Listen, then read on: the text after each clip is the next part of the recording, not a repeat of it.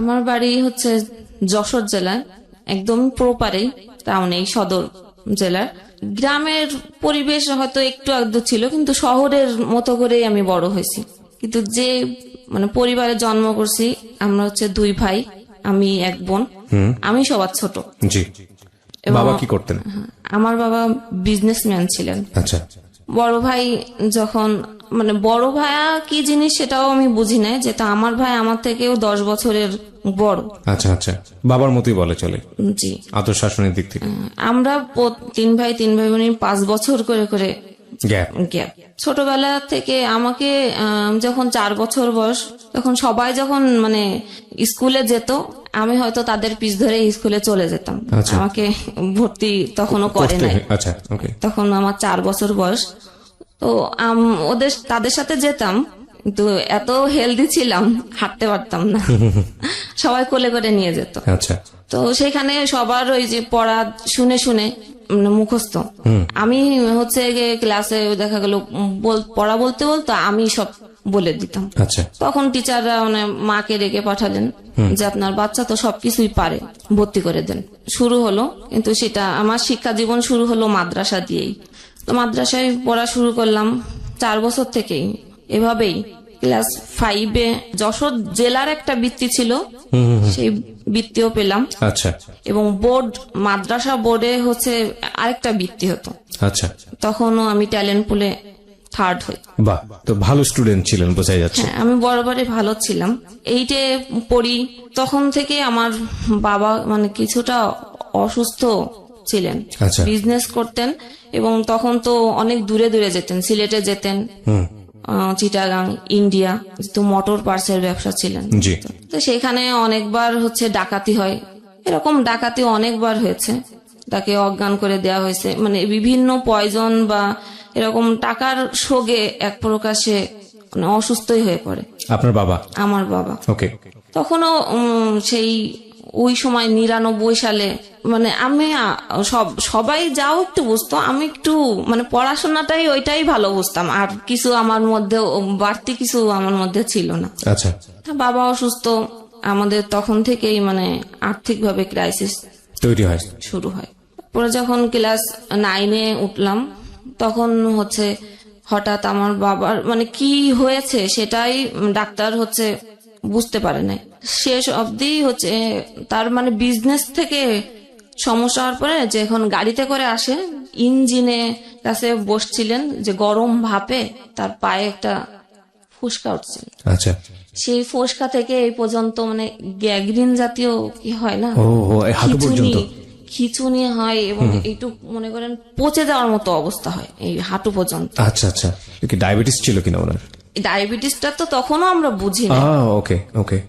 ডাক্তারও, এবং আমরা সবসময় দেখাইছি তাকে ভালো ডাক্তার, এবং সিএমএস এর লেফটেন্যান্ট কর্নেল এরকম যারা আছেন ভালো, তারাও ওষুধ দিয়ে যাচ্ছেন, কিন্তু কোনোভাবেই তো শরীরের ঘাও সারছে না, পার এটাও সারছে না। আচ্ছা। এক প্রকার যখন মানে প্রচুর খিঁচুনি শুরু হলো, ডাক্তার বলল যে আমার সব ট্রিটমেন্ট শেষ, এখন আপনারা একটাই পরীক্ষা করে দেখতে পারেন যে ডায়াবেটিস তার আছে কিনা। সব ট্রিটমেন্ট শেষ হওয়ার পরে? হ্যাঁ। এটা কেমন ডাক্তার হলো আমি ঠিক বুঝলাম না। ওকে। যখন ডায়াবেটিস তাকে চেক আপ করাতে নেওয়া যাওয়া হলো, তখন তার ডায়াবেটিস ধরা পড়ল 40। 40? জি। বুঝতেই পারছেন ট্রিটমেন্ট কি হয়েছে। হ্যাঁ, বা ট্রিটমেন্ট কেন কাজে লাগেনি আসলে। হ্যাঁ, 40 যখন ধরা পড়ছেন, তখন তার একটা কিডনি অলরেডি শেষ। তখন হাসপাতালে ভর্তি করা হলো যশোরেই। তারা বলল যে আমরা পারবো ওই মুহূর্তে। একদিন রাখার পরে বললেন যে এই মুহূর্তে যদি রোগী না নিয়ে যাওয়া হয় বারডেমে, তাহলে এই রোগী আজকের মধ্যে বাঁচানো আর সম্ভব না, কারণ আমাদের সাপোর্ট দেওয়ার মতো কোনো মেশিন নাই। আচ্ছা। তো আত্মীয় স্বজন যারাই বড় বড় আছেন সবার কাছে পরামর্শ নেওয়া হলো। তাই সবাই তখন হচ্ছে আর্থিক ভাবে হয়তো ভেবেছিল যে সাহায্য করতে হবে, এজন্য কেউ আসলে আগে নিয়ে আসলো। বারডেমে টানা 2 মাস পা হচ্ছে অপারেশন করা হলো, শুধু হাড়টা বাকি ছিল, তার মাংস ছিল না, উর থেকে মাংস কেটে তার পায়ে লাগানো হয়েছিল। পিত্তথলিতে পাথর ছিল, সেটা অপারেশন করা হলো, কিন্তু কিডনি একটা তো নষ্ট হয়ে গেল, আরেকটাও অর্ধেক যাওয়া অবস্থা। ডায়াবেটিস তো কিডনিটার মানে অপসারণ করা যায় না। তারপরও মনে সান্ত্বনা দেওয়ার জন্য ইন্ডিয়া নিয়ে যাওয়া হলো, পরে ফেরত। তার 1 বছর পরেই আমার আব্বু মারা গেলেন। ওকে ওকে। তখন ক্লাস 10-এ পড়ি আমি। ঝামেলার কারণে ক্লাস 9-এ আমি কোনো ক্লাসই করতে পারি না, স্কুলে যেতেও পারি না। সবাই ফ্যামিলির ঢাকাতে, আমাকে খালার বাসায় রেখে যাওয়া হলো।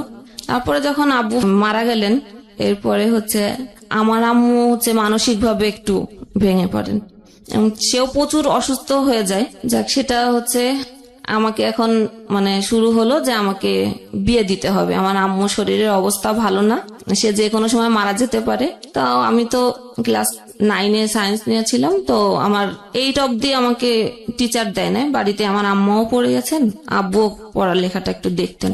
আমার জন্য বিয়ে দিবেন, বাট আমার জন্য সেরকম পারফেক্ট ছেলে যে খুঁজতে হবে সেটা তারা করে নাই। আমার যে টিচার ছিলেন সে আমাকে, আমার বোধ হয় যে সে কিছুটা মানে পছন্দ করতেন আমাকে। সে জানিয়েছিলেন আমার খালুকে যে হ্যাঁ আমি পছন্দ করি। তারপরে তার সাথেই আমাকে বিয়ে দেওয়া হলো। আমি ক্লাস 10-এ পড়ি আর সে মাস্টার্স এর পড়েন। পরীক্ষা দিলাম SSC, দেওয়ার পরে আমাকে তার সাথেই বিয়ে দেওয়া হলো। বিয়েটা কিভাবে হলো? ঘরোয়া আনুষ্ঠানিক, মানে তাদের বাড়ি থেকে কিছু লোক আসলেন, আমাদের বাড়ির আমাদের ফ্যামিলি এলাকার লোক। ছেলেটা কি করতো ওই সময়টাতে? বেকার মাস্টার্স পড়ে, রানিং মাস্টার্স পড়ছে। তো এরকম একটা ছেলে আপনাকে বিয়ে করলোই বা কেন, আমি ঠিক বুঝলাম না। আত্মীয় সম্পর্ক ছিল না, সে আমার টিচার ছিলেন। ওকে। হ্যাঁ, আমার বাসায় আমাকে পড়াতে আসতেন। Private tutor. সেই প্রস্তাব দিয়েছিল? জি। অদ্ভুত। এই বিয়েটার পেছনের মূল কারণটা আসলে কি ছিল, কি বলবো আমরা? আচ্ছা, আমাদের যশোর শহরে বাড়ি। হ্যাঁ। যশোরের থেকে যারা আঞ্চলিক অঞ্চলে থাকে তারা হয়তো ভাবে যে যশোর শহরে যারা থাকে তারা অনেক বড় লোক। আচ্ছা। আমাদের থেকে তারা একটু নিচে বলতে তাদের ফ্যামিলিতে কেউ শিক্ষিত নাই, সেই শুধুমাত্র মানে শিক্ষিত। হয়তো ভেবেছিল যে এক বাবার এক মেয়ে, বাবা বিজনেস করতেন, অনেক কিছু রেখে গেছে, পাবো কিছু, সেটাই আশা করে হয়তো সে মানে বিয়েটা করেছে। আচ্ছা।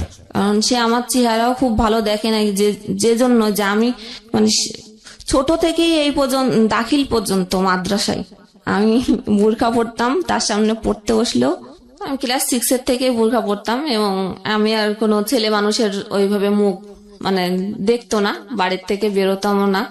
এবং যখন টিচারের সামনে পড়তে বসতাম, প্রাইভেট টিচারের সামনে, সেখানেও বোরখা পরে মুখ ঢেকেই পড়তে বসতাম। আচ্ছা। সবাতে সে আমার শুধু হয়তো চোখটাই দেখতে পেত। আচ্ছা। তার মনের ধারণাতে যে আমি অনেক সুন্দরী, সেই হিসেবে হয়তো সে কখনো দেখেইনি বিয়ের আগে? আমাকে দেখে নাই আগে, চেহারা দেখে নাই। আচ্ছা আচ্ছা। এবং আমার ফ্যামিলিতে আমার মা খুবই মনে করেন যে ইসলামী মাইন্ডের রক্ষণশীল মহিলা যেটাকে বলে। আমাদের বাড়িতে আগে থেকেও টিভি ছিল না, এখন অবধি পর্যন্ত টিভি আমাদের বাড়িতে ঢোকে নাই। তার ধারণা টিভি দেখলে খারাপ হয়ে যায়। ওকে ওকে। এবং গান টানও সে শোনা পছন্দ করে না। যাই হোক, আমি যখন ক্লাস 5-এ পড়ি, আমার বড় ভাই তখন ঢাকাতে চলে আসছেন। আচ্ছা। সে চলে আসছিলেন, তার কোনো খোঁজ খবর নেই। পরে আমি যখন ক্লাস 8-এ পড়ি তখন জানতে পেরেছিলাম যে ভাইয়া বিয়ে করছে ঢাকাতে। ফ্যামিলি চলতো কিভাবে তাহলে?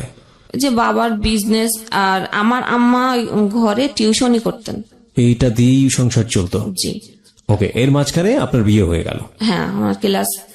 আপনার মতামত নেওয়ারও প্রয়োজন মনে করেন? না, আমি অনেকবার নিষেধ করেছিলাম। মানে সে আমার স্যার, ঠিক আছে, সে পড়াশোনায় ভালো স্টুডেন্ট, সেটাও ঠিক আছে, কিন্তু আমার তো বিয়ের বয়স হয় নাই। আচ্ছা। এবং আমি বরাবরই যখন ভালো স্টুডেন্ট, তখন আমার হয়তো একটা স্বপ্ন ছিল আমি ভালো কিছু করবো, ভালো কিছু হব। ওকে। কিন্তু আমি বলে, কত সালে এটা মনে আছে প্রথম এই যে ঘটনাটা ঘটলো বিয়ের? আমার বিয়ে হয়েছে 2005 সালে। 2005 সালে। ওকে। যেখানটা আমরা ছিলাম। তারপরে বিয়ে হলো। এরপরে প্রথম অবস্থায় তো সবারই খুব ভালো যায়, সে ম্যাচেই থাকতেন। আচ্ছা। তো সপ্তাহে একদিন আমাদের বাসাতে আসতেন। ওকে। পরে কলেজে ভর্তি হতে হবে, তার কোনো মতামত নাই যে আমি কোন কলেজে ভর্তি হব, মানে কোথায় হব, তার কোনো মতামত নেই। আমার আম্মা বারবার তাকে বলছিলেন যে কোথায় ভর্তি করবো, ভালো কলেজ, কোনো মতামত কেউ দিতে পারলো না। কিন্তু বিয়ের আগে তো আপনাকে সে দেখেনি, বিয়ের পরে সে দেখলো, দেখার পরে তো একটা ব্যাপার থাকে যে সে কি হতাশ হলো নাকি খুশি হলো?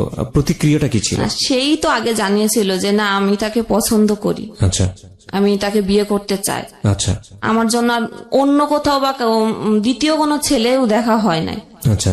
তো বিয়ের পরে এখন মতামত না দেওয়ার পরে একেবারে যখন ভর্তির লাস্ট পর্যায়ে আর কোথাও মানে নাই, তখন একটা নাম করা না আবার একেবারেও খুব ভালো না, একদম মানে সিরিয়ালের শেষের দিকে একটা কলেজের আমাকে ভর্তি করা হলো, সেটা কম্বাইন্ড কলেজ। এতদিন পড়েছিলাম হচ্ছে মহিলা মাদ্রাসাতে, ওকে মাদ্রাসায় আলিমে আবার ভর্তি করতে চাইছিলেন, কিন্তু আমি জোর জবরদস্তি করেই বলছিলাম যে না আমি এবার কলেজে পড়বো। কলেজে ভর্তি হলাম অবশেষে, জি, যশোর কলেজ, যেটা ছেলে মেয়ে একসাথে। এর আগে তো এতদিন পড়ে আসছি মহিলা মাদ্রাসা ছিল। কলেজে দিয়ে আসতেন সকালবেলা, আচ্ছা, ক্লাস করতাম, কিন্তু সে কোথায় বসে থাকতো কি চলে যেত এটা তো আমি কখনো খেয়াল করতাম না। আচ্ছা, বসে থাকতো, যেহেতু ছেলে মেয়ে কলেজ একসাথে ক্লাস করতে গেলে সবার সাথে কথা বলতেই হয়, ওইটা সে দূরের থেকে অনেক সময় থেকে ফলো করতো। আচ্ছা, বাসায় যখন সে আসার সময়ও নিয়ে আসতো সাথে করে, ক্লাস শেষ হয়ে গেলে 5 মিনিট যদি কলেজ থেকে বেরোতে দেরি হতো, বাসায় এসে বলতো যে আমি ছেলেদের সাথে কথা বলি, 5 মিনিট পরে কেন বেরোলাম, ভিতরে তাহলে কি করতেছিলাম, সন্দেহ করতো। সন্দেহ। আমি কিন্তু ছোট যখন, আসলে বিয়ের আগে কি বিয়ে কি জিনিস আমি সেটাই কিন্তু বুঝতাম না। আচ্ছা, বিয়ের পরে একদিনের জন্য আমাকে শ্বশুর বাড়িতে নিয়ে যাওয়া হলো। আমি কি বুঝি না যে শ্বশুর বাড়িও তখনও কি, আমি যে আমার শাড়ি গেট আপ খুলে সন্ধ্যার সময় ছেলে পেলে অনেকে দেখলাম যে দড়ি লাফ খেলছে, আমিও কিন্তু সবার সাথে দড়ি লাফ খেলছি। ওকে, ওকে। তখন গ্রামের মানুষ তো ধারণা কত কিছুই তো বলে যে বিয়ে করে আসছে, দেখছো কিরকম মেয়ে বিয়ে করছে। কলেজে তো এই সমস্যা শুরু হলো, সমস্যা একটু একটু করে, যে আমি সন্দেহ, স্যারেরা শিক্ষক মিলনায়তন ছিল, কোনো কিছুর টিচারদের কাছে পড়ালেখার জন্য দরকার হতেই পারে, জি, স্যারদের কাছে গেলেও সে দূরের থেকে তো দেখছে, কিন্তু সেটা আমি ফলো করতাম না। বাসায় গেলি বলতে এটা করছো আজকে, ওইটা করছো আজকে। টিচারদের কাছে তোমার এত কি, এটা আপনাকে জিজ্ঞেস করতো আপনার হাজবেন্ড? আচ্ছা। অফ টাইম, ক্লাসের যখন অফ টাইম থাকে সবাই তো কমন রুমে যায়, কেউ ক্যারাম বোর্ড খেলে, অনেক কিছুই করে। আমি তো কোনো খেলা পারতাম না, তাও খেলতাম, সেটাও করা যাবে না। শুরু হলো মানে মানসিক একটা খারাপ লাগতো যে বিয়ে দিল আমাকে, আমি মানে পড়াশোনা করব, আমি সায়েন্সে পড়ি, সায়েন্সে পড়তে গেলে তো আমাকে সেইভাবে পড়তে হবে, এবং নতুন করে আমাকে আর টিচার দেয় নাই, সেই আমাকে পড়াচ্ছে। আচ্ছা। তো আগে যখন টিচার ছিলেন 9-10-এ, তখন একটা বিষয় না বুঝলে সেটাকে খুব ভালোভাবে বোঝাতেন। রাইট। এখন যখন হচ্ছে বউ হয়েছি, তো আমি একটা বিষয় বুঝতে গেলে তোমার মাথায় এগুলো এখন ঢুকবে না, তুমি এখন বোঝো না, মানে স্বাভাবিক জিনিস বোঝো না। এখন কলেজে যে নতুন নতুন ছেলে পাইছো, এখন আর পড়ালেখা মাথায়, তখন আর আমাকে অত ভালো করে পড়া বুঝাতো না, ফেলে দিত বই খাতা, মানে উচ্চতর গণিত করতে গেলে ওটা একটু হার্ড ছিল, মানে বই খাতা চেলে ফেলে দিত। আচ্ছা। তো আমি আর আগ্রহ করে আর যেতাম না। পরে আবার বলতো যে তোমার যদি পড়ার ইচ্ছাই থাকতো, আমি বই খাতা ফেলে দিলি কি হবে, ওই বইটা আবার করে এনে আবার আসতে তুমি আমার কাছে শিখতে। মানে সবকিছুতেই আপনার দোষ? হ্যাঁ, বলে যে আমাদেরও এরকম স্যারেরা অনেক এরকম করছে আমাদের সাথে, তারপরেও আমাদের শিখার আগ্রহ ছিল দেখে আমরা স্যারদের কাছ থেকে জোর করেই শিখছি। এদিকে আমার আম্মা এখন বলা শুরু করলেন যে তোমার এত খরচ, আমি তোমাকে বিয়ে দিয়ে দিচ্ছি, এত খরচ তো আমি টানতে পারবো না। মানে তখন কি আপনি মায়ের বাসাতেই থাকতেন নাকি? হ্যাঁ, মায়ের বাসাতেই থাকতেন। মায়ের বাসা। তখনও তুলে নেয়নি? না। আচ্ছা। কলেজে তো ছেলেদের সাথে কথাই বলা যাবে না, এখন আমি রিজার্ভ হয়ে গেলাম একদম, কারণ আমি একটু মানে স্বভাবগতই আমি সবার সাথে মিশুকে, কথা না বলতে পারলে ভালো লাগতো না। পড়াশোনায় আর ওইভাবে মন বসতো না, এই মানসিক প্রেসারে কলেজে যে আমি পড়া দিতে পারতাম না। জি। তখন আরো খারাপ লাগতো, স্যারেরা আরো বলতো যে তুমি এরকম কেন মানে হয়ে যাচ্ছ, কিছুই পারতেছো না, মানে ফলাফল কি, মানে ভালোটাও নাই, একেবারেই লো হয়ে যাচ্ছে। আর তোমার রেজাল্ট এসএসসি তে এত ভালো না যে আমি 1 পয়েন্টের জন্য A+ হয় না, তখন A+ অনেক টাফ ছিল, এখনকার মতো অ্যাভেলেবেল A+ ছিল না। তো পড়ালেখা আর হলো না ওই সময়। এখন বলে যে কলেজ ট্রান্সফার করতে হবে, কলেজ ট্রান্সফার কেন? ওই যে ছেলে মেয়ে একসাথে কলেজ, ও এখন কোন মহিলা কলেজে ট্রান্সফার করতে হবে। আম্মু পাশতে বলতেছে যে ও আমাকে ঠিক মতো পড়ায় না, এখন আমাকে টিচারও দিতে পারতেছে না ভালোভাবে, এখন খরচ চালাতে পারতেছে না, এখন আমি কি করব? সেও বেকার, সেও তো আমাকে 1 টাকাও দিতে পারছে না। রাইট। আমি আর করার কিছু নাই। আমি তখন কি বললাম, আমি তাকে বললাম তাহলে কি করব, তাহলে তোমাদের বাড়িতে নিয়ে যাওয়া লাগবে। এখন যদি আমাকে কলেজ ট্রান্সফার করবে তাও যশোরে না, তার বাড়ির ওদিকে। আচ্ছা, তার বাড়ির ওদিকে কেন? যাতে সে মনিটর করতে পারে কি হচ্ছে না হচ্ছে। ওকে, তার মাস্টার শেষ, সে এখন বাড়ির দিকে চলে যাবে। জি। ফার্স্ট ইয়ার শেষ, যখন কলেজ ট্রান্সফার করবে তখন সেই সময়টাও আর নাই। যখন যশোর শিক্ষা বোর্ডে যাওয়া হলো, বোর্ডে যে কাজটা করেন যে ম্যাডাম, উনি আমাদের পরিচিতি ছিলেন।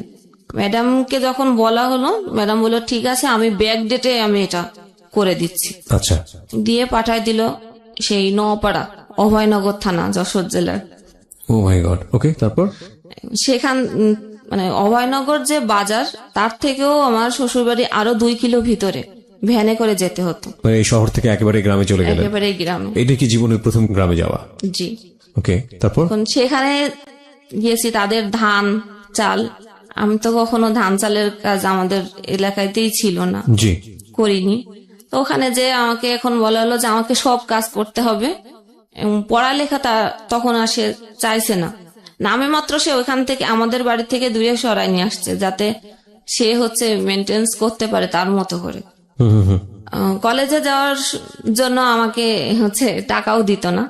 আমার যে ননদ ছিল সমবয়সী, একই ব্যাস, তাকে টাকা দেওয়া হচ্ছে, সে ভ্যানে করে যাচ্ছে, কলেজ করতেছে। আমি সেই 2 মাইল পথ হেঁটে হেঁটে সেই কলেজে যেতাম। আচ্ছা, সকাল 6টায় ফিজিক্স কেমিস্ট্রি স্যারদের সকালে ব্যাচ থাকতো, ব্যাচ শেষ করে 10টায় ক্লাস করে আবার বিকেলে আরো 2টা সাবজেক্ট পড়ে বিকেল 4টায় আসতাম। আসার পরও খাবার নাই, সকালে যেতাম না খেয়ে, বিকালে এসেও বলতো যার খাবার সে রান্না করে খাবে, কারোর জন্য রান্না রেডি করা নাই। ও কি করতো? ও তখন একটা ইন্স্যুরেন্স কোম্পানিতে ছোটখাটো একটা হাত খরচ চলে এরকম একটা কাজ করে। আচ্ছা, তখনও কোনো চাকরি পায় না সে। আচ্ছা আচ্ছা। সেও সকালে চলে যেত, ট্রেনে করে চলে যেত। সেটা ছিল আরেকটা থানা, জিগরগাছা। আমাদের ছিল তো সদর থানা। জি। সে ট্রেনে চলে যেত, সে আসতো রাত্রে 9টা বেজে যেত, সারাদিন না খাওয়া। তারপরে এসে ধানের কাজও আমি করতাম, মেশিনে যে ধান মাড়ায় পা দিয়ে, মেশিনে ধান ছুটানোর যে মেশিনটা আসলে। ওকে, বুঝতে পেরেছি। মাড়াই করা বলে। আচ্ছা, রাইট। তো ওই কাজ করে রাত্রে ফ্রেশ হয়ে আর খেতাম না, যেহেতু রান্না করে আমাকে খেতে হবে সবার জন্য, ওই ইচ্ছা আর হতো না। আর ওই রকম সারাদিন পরে এসে পড়ালেখারও আর শরীর তো ক্লান্ত, কোনোভাবেই মনোযোগ আসতো না, খুব স্বাভাবিক। আর সে যে রাত্রে আসতো, তার খাবার তার মা রেডি করে রাখতেন, সে এসে ঘরেই খেতেন, সবাই শুয়ে পড়তো। সে যখন আসতো, গ্রাম তো 8টা-9টার দিকে সবাই শুয়ে পড়ে, রাইট। সে এসে খেত, কিন্তু সে একবারও আমাকে মুখের কথা জিজ্ঞেস করতো না যে আমি আসলে খেয়েছি কিনা। ও মাই গড, এটা কিভাবে হয়? এভাবে গেল 2nd ইয়ার। পড়ালেখা তো হচ্ছে না, কারণ সায়েন্সের সাবজেক্ট পড়তে গেলে অনেক পড়া লাগে, অনেক ভিতরে কোনো কিছু না জানলে আমি তো লেখার মতো কোনো পরিস্থিতি নাই। টেস্ট পরীক্ষা হলো, টেস্টে ফেল করলাম, কোনোভাবে পরীক্ষা দিতে দিবে না। তারপরেও জোর করে এই স্যারদের বলে যে আমার তো এই পজিশন, এই অবস্থা, আমি এরকম একটা সিচুয়েশনের মধ্যে এখন আমি কি করব, রাজি করানো। আর আমার তো খেতেই পেতাম না। তার বাদেও তার বাবা আমাকে বলতো যে আমার ছেলে তো চাকরি করে না, তোমাকে খেতে দিব, এই খরচটা কেন, কে তোমাকে যে নিয়ে আসছে সে তোমার খরচ দিবে, না তোমার বাবার বাড়ির থেকে তোমার খরচ দিবে। আচ্ছা, এই যে 3 মাস ধরে রইছো, এই 3 মাসের যে খরচ আর খাবার খরচ তোমার মাকে বলবা যে দিয়ে যেতে। তো আমার যে নাস্তার যে খাবার, যে বিস্কুট টিস্কুট সকালবেলা, সেটাও কিন্তু আমার মাই দিয়ে যেতেন। তো সেটা খেলেও কথা হতো যে একা একা খায়, দেয় না। কিন্তু না, আমার সামনে সকালে আমার শ্বশুর শাশুড়ি থাকলে আমি তাদের বাটিতে করে দিতাম।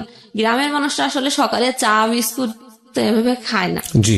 তারা ওই সকালে উঠে ভাত রান্না করে, 3 বেলায় ভাত খায়। হ্যাঁ, দুপুরবেলা কোনো কাজ থাকে না, তারা দুপুরবেলা এই মাঠের এইগুলো কাজ সারে, আবার যে সন্ধ্যার পরে রান্না করে। রাইট। দুপুরের খাবারটা সাধারণত ওই সকালবেলাতে যে যেটা রান্না হয় ওটাই ওটাতেই খায় দুপুরে। মানে তারা কাজ করলে তো 3 বেলা রান্না করলে তো আর সব কাজ করতে সম্ভব না, পারে না। সম্ভব নয়। এখন এগুলো সেও আর কিছু বলতো না যে তারা এরকম করতেছে আমার সাথে, কাজ তো করাই, প্লাস হচ্ছে আমার এত ঘায়ে খেতে খেতে এক সময় হয়তো উত্তর দেওয়া একটু একটু শুরু করতাম। এর আগে আমি এত কথা বলতাম না, যে যা বলে যাচ্ছে মুখ বুঝে আছে। একটু একটু করে রিপ্লাই আসা শুরু করলো। যখন রিপ্লাই করলাম তো একদিন আমার শাশুড়ি আমার ননদ মিলে আমাকে অনেক মারলো। সেখানেও তার কোনো কথা ছিল না। সে যখন আসলো রাত্রে তখন বলল যে তুমি কেন কথা বললে, তুমি কথা বলছো দেখেই পরিস্থিতি এরকম হয়েছে, তোমার কথা বলার কোনো দরকার ছিল না, তুমি বউ, তোমার গলা কেন উঠবে। তারপরে পরীক্ষা দিলাম, টেস্টে তো ফেল করলাম। পরীক্ষা ইন্টার পরীক্ষাও হচ্ছে গিয়ে দিতে গেলাম তাদের বাড়ি থেকেই না খেয়ে। ফিজিক্স পরীক্ষা ছিল যেদিন, আমি হচ্ছে 3 দিন না খাওয়া। আচ্ছা, বোর্ড পরীক্ষা। আচ্ছা। তো পরীক্ষার হলে যাওয়ার পরে প্রশ্ন হাতে নিয়ে আমার আর সেন্স ছিল না। ওহো, আমি লিখবো কি, মানে অ্যাটেন্ড হয়েছে আর পরীক্ষায় দিনে পরে পরীক্ষা দেওয়ার পরে তো ফেলই আসছে। মানে ফিজিক্স আর কেমিস্ট্রিতে আমার ফেল আসছে, সব সাবজেক্টেই হয়েছে মানে ভালো না, 3 পয়েন্ট পাস কোন রকম, 45 করে মার্ক। তার মানে আপনি ফাইনালি এসএসসি পরীক্ষায় ফেল করলেন, তাই কি? হ্যাঁ। এটা কি পরীক্ষা ছিল? এটা ইন্টার এইচএসসি। ও, এইচএসসি ছিল। তার মানে আপনি ইন্টার পরীক্ষায় ফেল করলেন। আমরা বিরতি নিব, আরেকটা প্রিয় শ্রোতা, ছোট্ট একটা বিরতি। গল্পটা কিন্তু কেবল শুরু হয়েছে, হ্যাঁ, এবং ঘাত প্রতিঘাত আছে, বিভিন্ন বাঁক আছে। এই বাঁকের দাঁড়ায় কোথায় গিয়ে সেটা আসলে অচিন্তনীয়, এবং সবসময় আমরা যে কথাটা বলি, জীবন নাটকের চেয়েও নাটকীয়। অনুমান করা যায় না আসলে গল্পটা কোথায় গিয়ে দাঁড়াবে। হ্যাঁ, ফেল করলেন আপনি এইচএসসি পরীক্ষায়। যখন পরীক্ষা শেষ হয়ে গেল তখন তো আমার তাদের কথা মতো আমাকে তো বাড়ি চলে আসতে হবে, বাবার বাড়ি। যেদিন আসবো মানে আমাকে একবারেই দিয়ে যাচ্ছে। কেন? মানে আপনাকে নিয়ে সংসার করা বলে নাই যে আমাকে দিয়ে যাচ্ছে সে একবারে, মানে তাদের বাড়িতে আমাকে নিয়ে বিভিন্ন অশান্তি।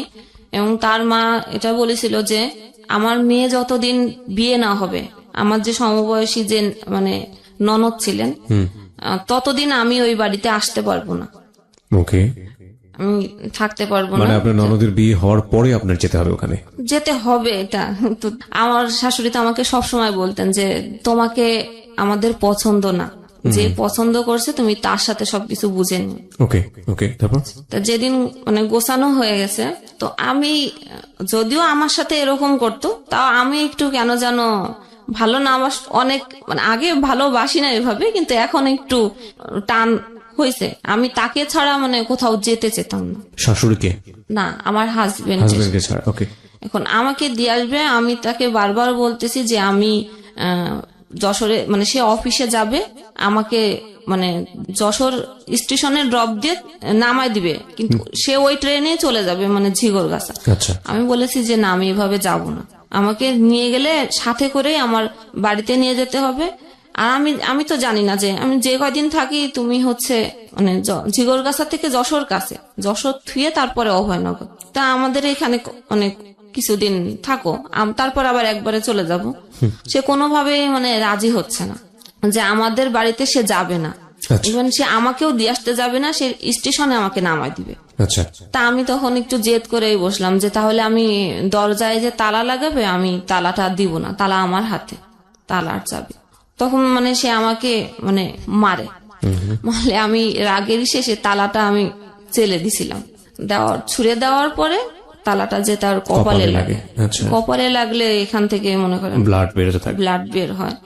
এখানে একটু ব্লাড বের তো সে তো বাড়ির মানে পরিস্থিতি তো গ্রামের মনে করেন আশেপাশের বাড়িতে যারা আছে মানে সবাই চলে আসছে চিল্লাচিল্লিতে যে বউ মাথা পড়ে ফেলেছে। হ্যাঁ। আচ্ছা। পরিস্থিতি এতই খারাপ, তখন ফোন দিছে আমার বাড়ি থেকে আমার আম্মাকে যে আপনার মেয়েকে এসে নিয়ে যান, আমি আপনার মেয়েকে দিয়ে আসতেও পারবো না, কিছু করতে পারবো না। তা আমার আম্মা তখন নাকি অনেক জ্বর ছিল, সে আসতে পারবে, বলছে যে আমার তো উঠার মতো পরিস্থিতি নাই, তাহলে তুমি বাজারে নিয়ে যে একটু বাসেই উঠাই দাও। আচ্ছা। বলছে যে না, আমি সেটাও পারবো না, আপনাকে এইখানে এসে নিয়ে যাওয়া লাগবে। তারপরে হচ্ছে মানে কি বলবো, আমার তো তখন কথা ওইভাবে বেরোতে আছে, তার বোন, তার মা, আশেপাশের লোকজন মানে সবাই মনে করেন আমাকে একেবারে তুলাধোনা যেটাকে বলে। আমি তখন হচ্ছে কথা যখন বেশি কথা বলা শুরু করলাম, তখন আমি বোরখা পরা ছিলাম, বোরখার যে স্কার্ফের ওড়না, তখন সে আমাকে ওই ওড়না দিয়ে গাছের সাথে বেঁধে রাখলো। আপনার হাজবেন্ড? হ্যাঁ। এরপরে আমার এত মানে সিরিয়াস অবস্থা শুরু করলো, আমার মা আসতে ওই অসুস্থ অবস্থায় বাধ্য হলো। তা আমার আম্মা এসে একটা কথাও সে বলে নাই যে কি হয়েছে বা কেন হলো, কি জন্য হলো, সে কোনো কথাই বলে নাই। আমার ব্যাগ গোছানো ছিল, এসে আমার আম্মা ব্যাগটা নিয়ে বলতেছে যে চল। আর কিছুই তাকে মানে তাকেও বলে নাই তার, কিন্তু তারা তো সেই চিল্লাচিল্লি করতেছে, আমার মা কোনো কথা বলতে চায় নাই। যাওয়ার সময় তাহলে বলতেছে যে আমার বাড়ির থেকে মানে ফার্নিচার দিয়েছিল জি, ওই তোষক বালিশ এইগুলো চেলে ফেলে ফেলাই দিচ্ছে যে এইগুলোও নিয়ে যান, কিছুই লাগবে না। ওকে। আমার কোনো কথা না বলে শুধু বই খাতাগুলো বস্তার মধ্যে ভরে নিয়ে চলে আসলেন। এরপরে আসি যশোরে, আমার সাথে টোটাল আর 7 মাস কোনো যোগাযোগ নেই। ইন দ্য মিন টাইম কি মা আপনাকে জিজ্ঞেস করেছে যে কি হয়েছে কিনা বা কোনো সমস্যা? হ্যাঁ, জিজ্ঞেস করছে যে এরকম কথা কাটাকাটি হয়েছে, বা আমি তাকে সাথে নিয়ে আসতে চাইছি, আসতে চাই না দেখে আমি তালাটা আসলে ওকে মারার উদ্দেশ্য দিই নাই, আমি রাগ করেই দিয়েছিলাম যে কপালে লেগে গেছে। বাড়ি আসলাম, কোনো যোগাযোগ নাই। এর মধ্যে সে ঝিগর গাছাতে শুনলাম বাসা নিছে। আচ্ছা। ফার্নিচার যেগুলো আমার বাড়ি থেকে দেওয়া হয়েছিল ওইগুলো সে নিয়ে যে ঝিগর গাছাতে বাসা নিয়ে সে একা একা ওইখানে থেকেই অফিস করে। আমি তো রেজাল্ট বেরোলো, তো বললাম ফেল। এরপরে তো আমাকে আবার পড়া শুরু করতে হবে। কলেজ তো সেই দূরেই পড়ে গেল, এখন আবার কলেজ কাছে হচ্ছে না। হ্যাঁ, এখন তাদের বাড়িতে তো আর থাকার পরিস্থিতি নাই, এখন আমাকে দেওয়া হলো কলেজের হোস্টেলে। ওখানে থেকে পড়া শুরু করলাম আবার, কিন্তু তাও পড়ায় আর মন বসতো না। সবসময় মাথায় এগুলোই কাজ করতো যে কেন হলো, আর এগুলো তো হওয়ার মানে চিন্তা করেননি আপনার লাইফে? কারণ আমি যে পরিবেশ থেকে বড় হয়ে পর্যন্ত আসছি, এরকম কোনো হওয়ার তো কোনো মানে আশাও করা যায় না। আর তাকে তো দিয়েছে শুধু সে শিক্ষিত, এটা দেখেই তার সাথে আমার বিয়ে দিছে। তারপরে পড়া শুরু করলাম, পড়ায় যখন মন বসতো না, তখন আমার এই অবস্থা, খোঁজ নিত না টোটাল। তখন আমার আম্মা ওই যে বললাম যে একটু হুজুরি মন মানসিকতা, তো সে একজন হুজুরকে দেখাছিলেন যে আমার মেয়ের তো এরকম সংসারের এই অবস্থা, তো কোনো ব্যবস্থা করা যায় কিনা। তো তারা দেখে দেখে বললেন যে এটা তার শ্বশুর বাড়ির থেকে এরকম জাদু টোনা করে না, এরকম কিছু করছে, এই কারণে তার রাখবে না দেখে এগুলা করছে যাতে সংসার না হয়। ঠিক আছে, পড়লাম। এখন হোস্টেল থেকে বাইরে বেরোলেই ওদের এলাকার লোকজন যখন দেখতো, তখনই এই ফোন দিয়ে রাস্তায় করে বেড়াচ্ছে, কিন্তু কিছুই করতাম না। পরীক্ষা দিলাম, তার মধ্যে আমি তার সাথে এই সময়টাতে কোনো যোগাযোগ নেই হাজবেন্ডের সঙ্গে? যোগাযোগ নাই, যখন বাড়িতে থাকাকালীন যোগাযোগ নেই। যখন হোস্টেলে দেওয়া হলো, তারপরে আমি আমার রুমে যে মেয়ে ছিল তার কাছ থেকে ফোন নিয়ে আমি তার সাথে যোগাযোগ করেছিলাম। যোগাযোগ করে আমি যোগাযোগটা কেন করলেন? কেন জানি মনে পড়তেছিল, মানে ওকে খুব মিস করছিলেন। হ্যাঁ। ওকে। 7 মাস পর? 7 মাস পর। সে কিন্তু কখনো যোগাযোগ করে নাই, তখন কিন্তু আমাদের বাড়িতে ফোন আছে, আমার ভাইয়ের ফোন আছে। রাইট। তো এই 7 মাস জীবনের কি মনে হচ্ছিল, মানে সবচেয়ে কঠিন সময় ওইখানে? না, কঠিন মনে হতো না, এই জন্য যখন আমি মনে করতাম তখন আমার ওই কষ্টের স্মৃতিগুলো সামনে যখন ভেসে উঠতো, তখন ভাবতাম যে না থাক, ও আমার সাথে এটা করছে, আমি কেন ফোন দিব। এটা ভেবে ভেবেই 7 মাস পার হয়ে গেছে যে আমি আর ফোন দিব না, দেখি তার আমাকে দরকার কিনা। ওকে। তারপরে আমি যোগাযোগ করে একদিন ঝিগরগাছায় যাই। সে যে বাসা নিয়ে থাকে ওই বাসাতেই, তখন ছিল রোজার সময়। ওকে। তো আমি বরাবরই কখনো রোজা ভাঙি না, সবসময় রোজা রাখি আমি পুরোটাই। সেও রোজা রাখে, কিন্তু নামাজ পড়ে না, একক তো রোজা রাখে। তো ইফতারি আনছে, বলছে যে আমাকে দেখে বলতেছে তুমি ভাইবো না যে তুমি আসছো দেখে আমি এত ইফতারি আনছি, আমি বরাবরই আমার নিজের জন্যই এতটুকুই আনি। জিনিসটা আমার খারাপ লাগছিল যে আমি এটা তো আনছে, আমি হয়তো ভাবছি যে আমার জন্য আনছে, এটা তো বলার দরকার ছিল না, তাহলে আমি কিছুই বুঝতাম না। এটা যখন আমাকে বলছে তখন আমার একটু খারাপ লাগছে যে আমি এত মাস পরে আসলাম, তার ইফতারি নিয়ে কমান্ড এটা। তারপরে আমার বাড়ি থেকে জানতো না যে আমি তার কাছে আসছি, কারণ বাড়ির থেকে সম্পূর্ণই নিষেধ ছিল যে তার সাথে যোগাযোগ না করার। যখন হোস্টেল থেকে বাসায় ফোন দিল যে ও কি বাড়িতে গেছে, তখন তো বললো যে না, বাড়িতে আসে নাই। তখন আইডিয়া করলো যে ওর ওখানে যেতে পারি, তাছাড়া তো আর কোথাও যাওয়ার জায়গা নেই।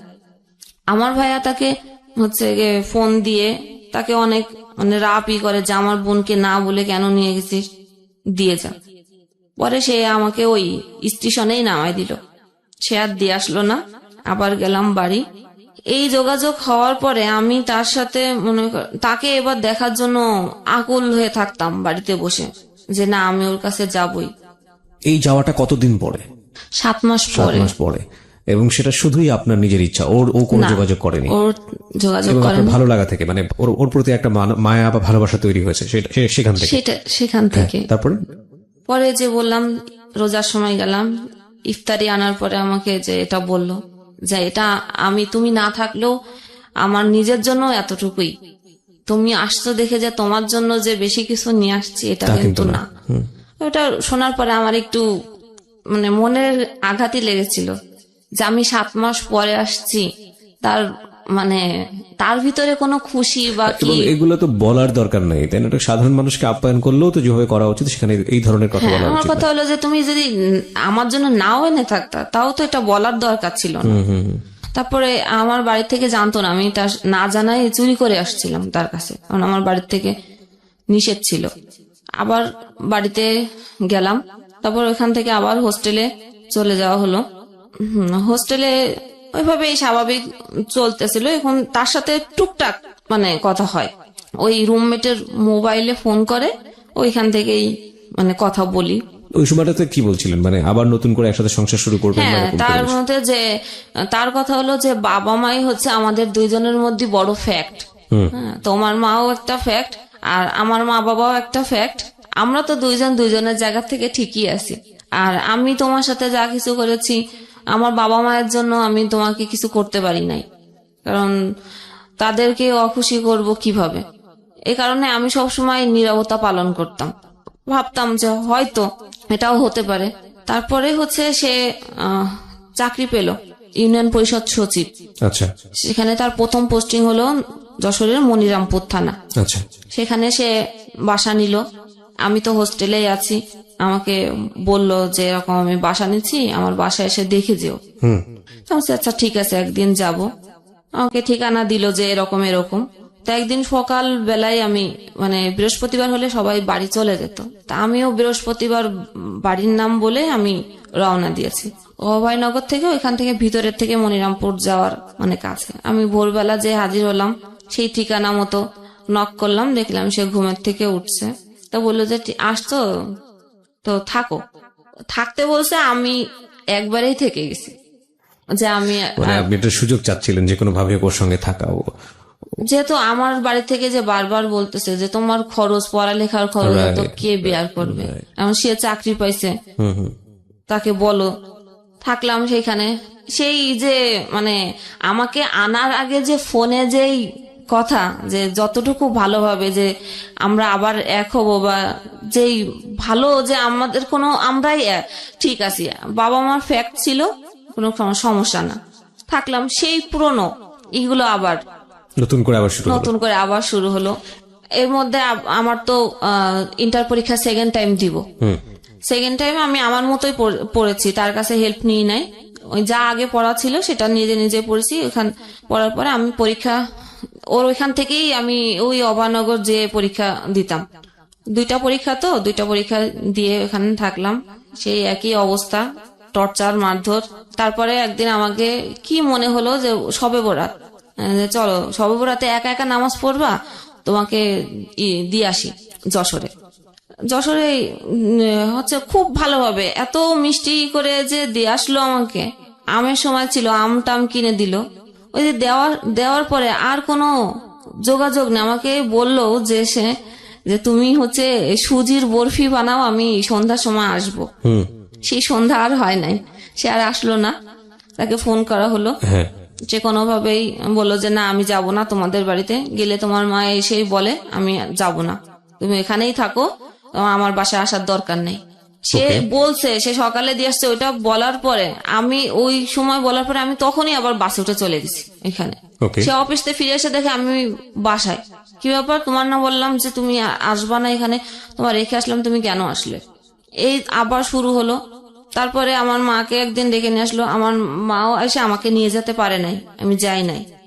তারপরে হচ্ছে আমি মানে এমন সিচুয়েশন তৈরি করলো যে আমি একাই মানে চলে গেলাম বাড়িতে। যাওয়ার পরেও আমার আম্মা দেখলো যে না, আমি মানসিক ভাবেই মানে খুব তখন হচ্ছে আমার খাওয়া দাওয়া বন্ধ হয়ে গেল, গলায় খুব ব্যথা। কি হয়েছে, ডাক্তারের কাছে নিয়ে গেল, ডাক্তার বলল যে গলায় ইনফেকশন হয়েছে, ওষুধ দিল, কিছুতেই যায় না, পানি ছাড়া আর কিছুই খেতে পারি না। এত অবস্থাই হলো, তাকে বারবার বলা হলো, সে আসলোও না, দেখতেও আসলো না, খোঁজও নিল না। না নেওয়ার পরে এখন অবস্থা করুণের দিকে যাওয়ার পরে আমার কাকা হচ্ছে আসলেন, সে একটা হুজুরির কাছে নিয়ে গেলেন। নেওয়ার পরে ওইখানে অনেক টাকা পয়সা নিছে। নেওয়ার পরে উনি ওইখানে দেখে টেকে আয়না ভারণ দেয়, দেখে উনি বললেন যে আমার শ্বশুর বাড়ির থেকে আমাকে গলায় বান মারা হয়েছে, যে আমি যাতে মানে মারা যায়। কি বললো এটা? ওই কবিরাজ। আচ্ছা, এখন এই বানটা কে মেরেছে? আমার শ্বশুর বাড়ি, শাশুড়ি, ননদ, আমার হাজবেন্ড, মানে সবাই বলছে যে সবাই একসাথে কাজটা করছে। আর ও হচ্ছে সংসার করতে চায় না, ওর হচ্ছে গিয়ে অনেক কিছু নেওয়ার আশা ছিল, ও সেটা পায় নাই দেখে ও আমার সাথে এরকম আচরণ করছে। এটা ওই কবিরাজ বললো। এটা আমার মার মনে হচ্ছে খুব ভালোভাবে ধরলো, মানে বিশ্বাস হলো যে না, তাহলে এটাই ওষুধ যখন কাজ করতেছে না তাহলে মনে হয় এরকম। তার ওইখান থেকে ওই লাগাতার এই জিনিস নিয়ে আসে, পানি পড়া, দোয়া লিখে দেয়, সেগুলো কি বলে যে পাখির গোস্ত কি এইসব তো বলে, ওগুলো তার আনতে পারবো না, তাহলে আপনিই দেন। এই একবারই 5,000, 6,000, 7,000-এর নিচে নিতেন না তিনি। আচ্ছা, এভাবে আমার ট্রিটমেন্ট 1 বছর করছে। তারপরে বলল যে আপনার মেয়ে মেন্টালি ভাবে ভালো নাই, আর ও যেতে চাইলো, আর আপনার ওইখানে যেতে দিয়েন না। এখন যখন মানে একটু বলতাম যে আমি যাব এখানে, আমি কেন আমার সাথে এটা করলো, আমি এটা শুনবই করব, আমি এখানে যাবই, তখন ওই যে বলছে যে আর যেতে দিয়েন না। আমি যখন জোর করলাম তখন আমাকে বাড়ি থেকে শিকল দিয়ে বেঁধে রাখা হলো, আমাকে যেতে দিবে না, কোনোভাবে যদি আমি চলে যাই। এ কারণে এরকম তার কাছ থেকে ট্রিটমেন্ট করতে হতে 1 লাখ টাকা খরচ করছে আমার মা। এই তাবিজ যে রিসে গেল, রেজাল্ট বেরোলো, গড়ে মিলে হচ্ছে বি গ্রেড, মানে 3 এরকম। এ মাইনাস আর হলো না, এ মাইনাস এক্সপেক্ট করেছিলাম যে হতে পারে, তারপরে হলো না। এরপরে হচ্ছে ফ্যামিলি থেকে বলল যে তোমার তো এখানে আর যাওয়া যাবে না, তুমি হচ্ছে একে ডিভোর্স করে দাও। আমি কোনোভাবে ডিভোর্স করতে রাজি হইনি। তারপরও বারবার আমার মা বলল যে এখানে তোমার তাবিজ করতেছে, মেরে ফেলবে, তুমি মরে যাবা, তার থেকে ভালো তুমি ডিভোর্স করে দাও। আমি ডিভোর্স করতেই চাই না। তারপরে জোর জবরদস্তি করে তাদের ফ্যামিলি থেকে ডাকা হলো, তারা আসলো অনেকে। আর আমার ছোট ভাই চাকরি করতেন একটা পত্রিকাতে, সেইখানেও হচ্ছে সবাইকে ডেকে তাদের কোনো কথা বলার স্কোপ দেওয়া হলো না। ডাইরেক্টই আমাদের বাড়ি থেকে কথা যে আমরা আর মেয়ে দিব না, সবকিছু রেডি করা আছে, কাগজপত্র সিগনেচার হয়ে যাক। তো হয়ে গেল, আমি আমার মতে করে ফেললাম। করার পরে আমি বাড়িতে হচ্ছে খুব মানে মানসিক ভাবে ভেঙে ফেললাম, এতটাই আমি মানসিক ভাবে হয়ে গেলাম যে আমি আম্মাকেও ঠিক মতো ভালোভাবে চিনতে পারতেছিলাম না। এরপরে নিয়ে যাওয়া হলো যে মানসিক ভাবে যখন চিনতে পারতেছি না, কাউকে ভালো মতো কথা বলতে পারতেছি না, ডাক্তারের কাছে মানে মেন্টালি যে ডাক্তার থাকে, পাবনার ডাক্তার, যেটা হেমায়তপুর থেকে আসতেন যশোরে, সেখানে দেখানো হলো। ডাক্তার সেখানে ট্রিটমেন্টের মধ্যে কি ওষুধ দিতেন জানেন না, শুধু ওষুধ খেয়ে ঘুমাই থাকতাম। তারপরে আস্তে আস্তে যখন ঘুমের ওষুধটাও এক প্রকার, একশো সময় মনে হতো যে এটা না খেলে আমার ঘুম হচ্ছে না, ওটা নেশার মতো হয়ে গেল। তখন আমি আমার নিজের থেকে আমি এটা বাদ দেওয়ার চেষ্টা করলাম, কিন্তু আমি বাদ দেওয়ার চেষ্টা করলে আমার মানে বাসার থেকে জোর করে খাওয়াই দেওয়া হতো যে না, ও ঘুমায় থাকো। এরপরে ভাবা শুরু করলাম যে কি করা যায়, নিজেকে তো আর এইভাবে বসায় রাখলে তো হবে না। আমি যদি এই 2টা সার্টিফিকেট নিয়ে, আমার ব্যাকগ্রাউন্ড এটা হলো, আমার ডিভোর্স হয়ে গেল, এইটা নিয়ে আমি এখন কোথায় যাব? এমনিতেই আমাকে পড়ার খরচ দিতেই চায় না, কোন রকম শেষ করলাম। যেখানে এক্সপেক্ট ছিল যে ইন্টার শেষ করে আমি মেডিকেলে একটা চান্স নিব, যেটা আমার বান্ধবীরা সবাই হচ্ছে মেডিকেলে চান্স পেয়েছে, সেখানে ফার্স্ট টাইম ওরা চান্স পেয়েছে, আমি সেকেন্ড টাইম ওদের পিছে পড়ে গেলাম। সে তো আমি হয়তো পাবো, কিন্তু রেজাল্ট ভালো না থাকার কারণে আমার আর সেটা সুযোগ হলো না।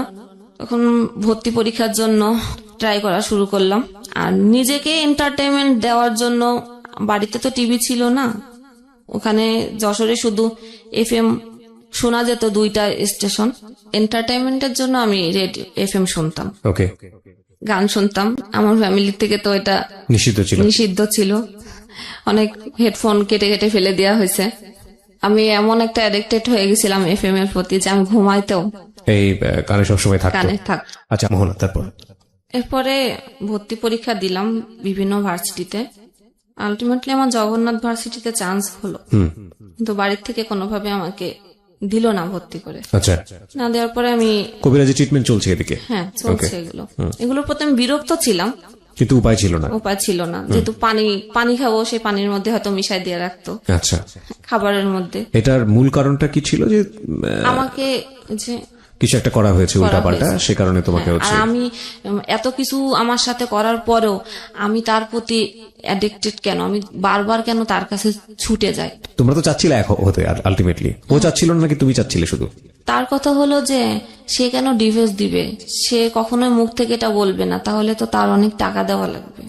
তুমি ডিভোর্স দিয়েছো? তারা আসছিল, কিন্তু আমাদের ইসের থেকে তাদের কোনো স্কোপ দেওয়া হয় নাই। আচ্ছা আচ্ছা, না দেওয়ার কারণে মিউচুয়াল যে সামনাসামনি। আমার প্রশ্নটা হচ্ছে যে আকর্ষণীয় জায়গাটা কি শুধু তোমার জায়গাটা থেকে ছিল নাকি তারও ছিল?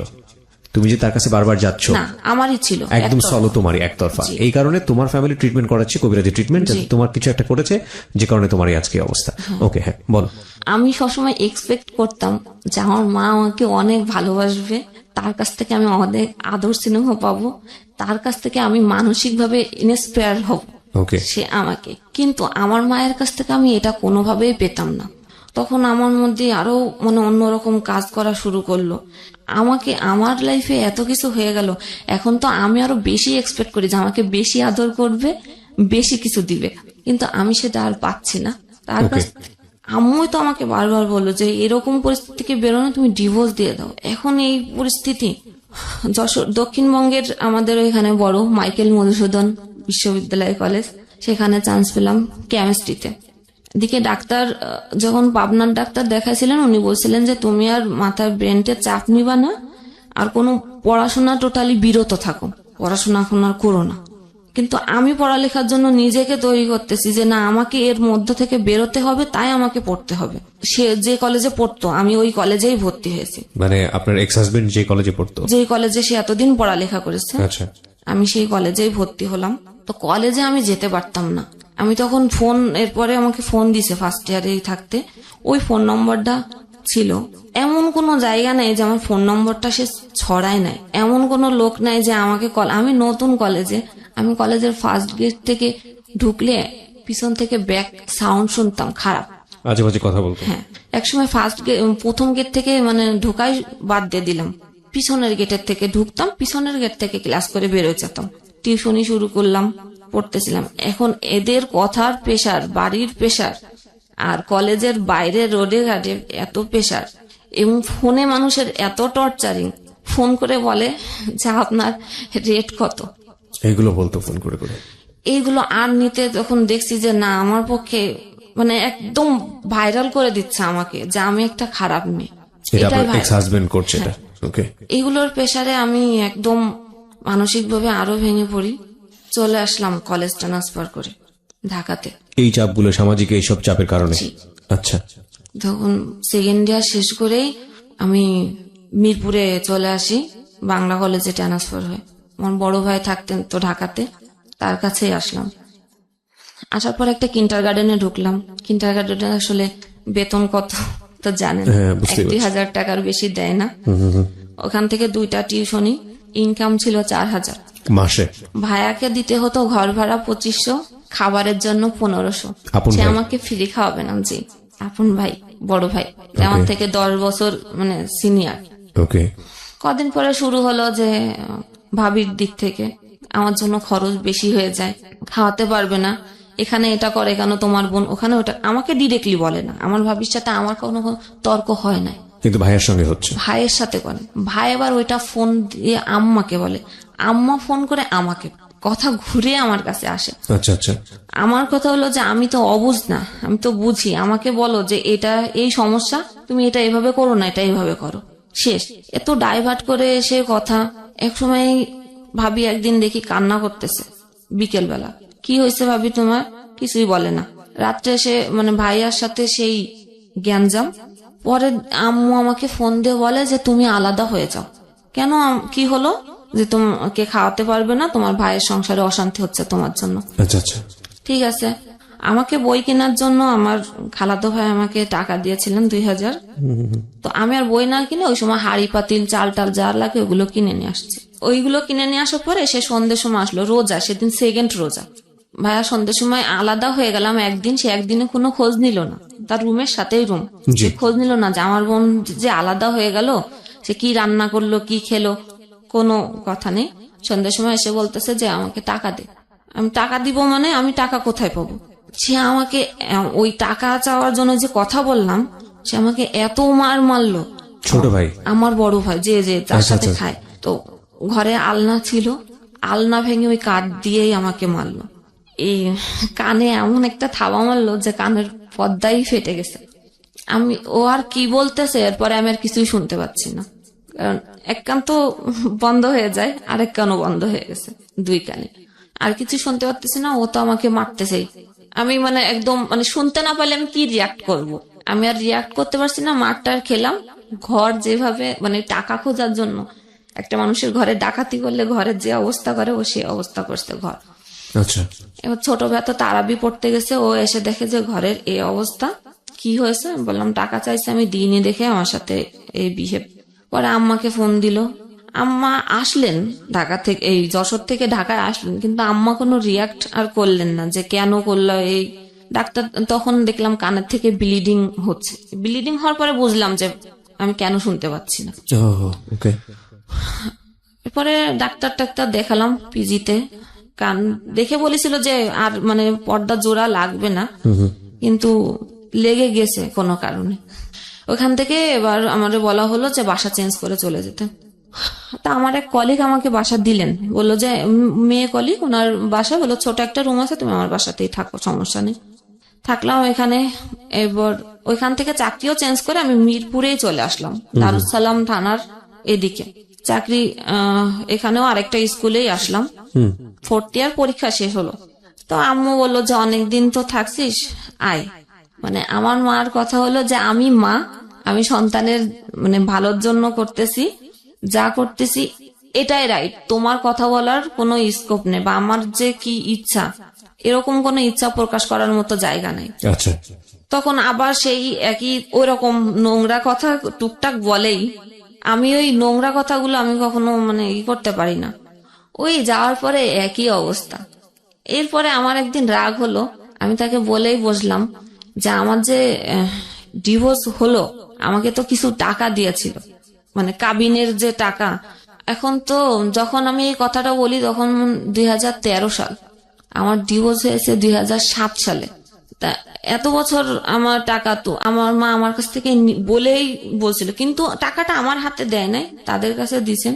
আমাকে বললো যে তোমার ওই টাকাটা নিয়ে আমি ঘর তৈরি করতেছি, আর তোমাকে একটা মানে ডিপোজিট করে দেবো তোমার ভবিষ্যতের জন্য। কত টাকা ছিল? 65,000 টাকা দিছিলেন। আচ্ছা। আমার মা সেটা দিয়ে ঘর তুলছেন, তোলার পরে ভাড়া তার মতো সে চলে। আমার জন্য কোনো ডিপিএস করে নাই সেটা আমি জানি না, কারণ আমি মাকে বিশ্বাস করছি। তখন তার কাছে আমি টাকা চেলাম, সে সেম আমার মাথা নষ্ট হয়ে গেছে। ওই রিয়াকশন থেকে আমি পাগল হয়ে গেছি। আবার ওইখানে দৌড়লেন, তারা বলছে হ্যাঁ পাগল টাগল হয়ে গেছে, আর হচ্ছে সেটাও না, ওই পাগল মাথা একটু নষ্ট হয়েছে, সেটার কারণ হলো যে তার অন্য কারোর সাথে অ্যাফেয়ার আছে, সেই কারণে সে টাকা চাচ্ছে, এই কবিরাজি ট্রিটমেন্ট। জি। আমি আমার মাকে হাজার বোঝানোর চেষ্টা করেছি যে আমার কারোর সাথে অ্যাফেয়ার নেই, যদি সেটাই হতো তা আমি ঢাকা শহরে তো এত কয় বছর পার করে আসলাম, আমি তো অনেক কিছু করতে পারতাম, আমি সেটা করি নাই কখনো। সে শুনলো না। এক প্রকার রাগ করেই আমি বলেছিলাম তাহলে আমার টাকাগুলো আমাকে ফিরাই দাও, এবং এই যে কত বছর আমাকে টাকাগুলো রাখছো সেটা লাভ সহই আমাকে দেওয়া লাগবে। এটা যখন বলার পরে সে কি করলো, আমার মাথা তো নষ্ট হয়ে গেছে, সে বাড়ি থেকে চলে গেল আমার মা রাগ করে। যে আমার বিভিন্ন আত্মীয় স্বজনের কাছে যে বলল, এবং কবিরাজের কাছে তো আগে গেছেই, বলেছে যে আপনাকে টাকার জন্য আপনার মেয়ে আপনাকে মেরেও ফেলতে পারে। আমার মার মনে ভয় ঢুকে গেল। ও মাথা যখন খারাপ হয়ে গেছে তখন মনে হয় সত্যি সত্যি হচ্ছে যে আমাকে মেরে ফেলতে পারে। সে আমার থেকে দূরে থাকে, রান্নাঘরে খায়। আমাকে কখনো একবারের জন্য আমার মা বলে না যে আমি তো খাচ্ছি, তুই তো এ ঘরে আসিস, আয় আমার সাথে মানে বসে খা। ভালো মন্দ রান্না হচ্ছে, পোলাও রান্না হচ্ছে, মাংস রান্না হচ্ছে, আমাকে কেউ বলে না একবার খেতে। ওর বলার স্টাইল অনেক বেশি হেসে হেসে বলে, এবং আমি খুব ভালোভাবে খেয়াল করছিলাম এটা এক একজনের ধরন। এই হাসিটা কি আসলেই হাসি? এই হাসিটা আসলে কান্না, অভিমান, কষ্ট, কিংবা যদি বলেন রাগ, দুঃখ, যাই বলি না কেন আসলে এক্সপ্লেইন হয় না, আপনারা নিজের জায়গা থেকে বুঝে নেবেন। হ্যাঁ বলেন তারপর। তো আমি সবসময় ভাবতাম যে মায়ের কাছ থেকে ভালোবাসা পাবো যেখানে, সেখানে আমার সাথে এরকম একটাবারও তার কি কখনো আমার জন্য ফিল হচ্ছে না, কষ্ট হচ্ছে না? আমার মার একটা কথা, আমি 50 টাকা তোমাকে দিতে পারবো না, তোমার কাজ তুমি করে নিয়ে তোমার জীবন আমি কোথা থেকে দেব? কিন্তু আমার মায়ের অ্যাবিলিটিও এমন ছিল না যে সে আমাকে দিতে পারবে না, বা আমার মা আমার ভাইদের প্রতিও ডিপেন্ডেন্ট ছিল না যে ভাইরা দিবে সেই হিসাবে তাকে চলতে হবে। ওকে, আমাদের বাড়ি হচ্ছে যশোরেই 2 তলা বাড়ি, নিচে ফ্ল্যাট ভাড়া দেওয়া। দোতলা বাড়ি আপনাদের? হ্যাঁ।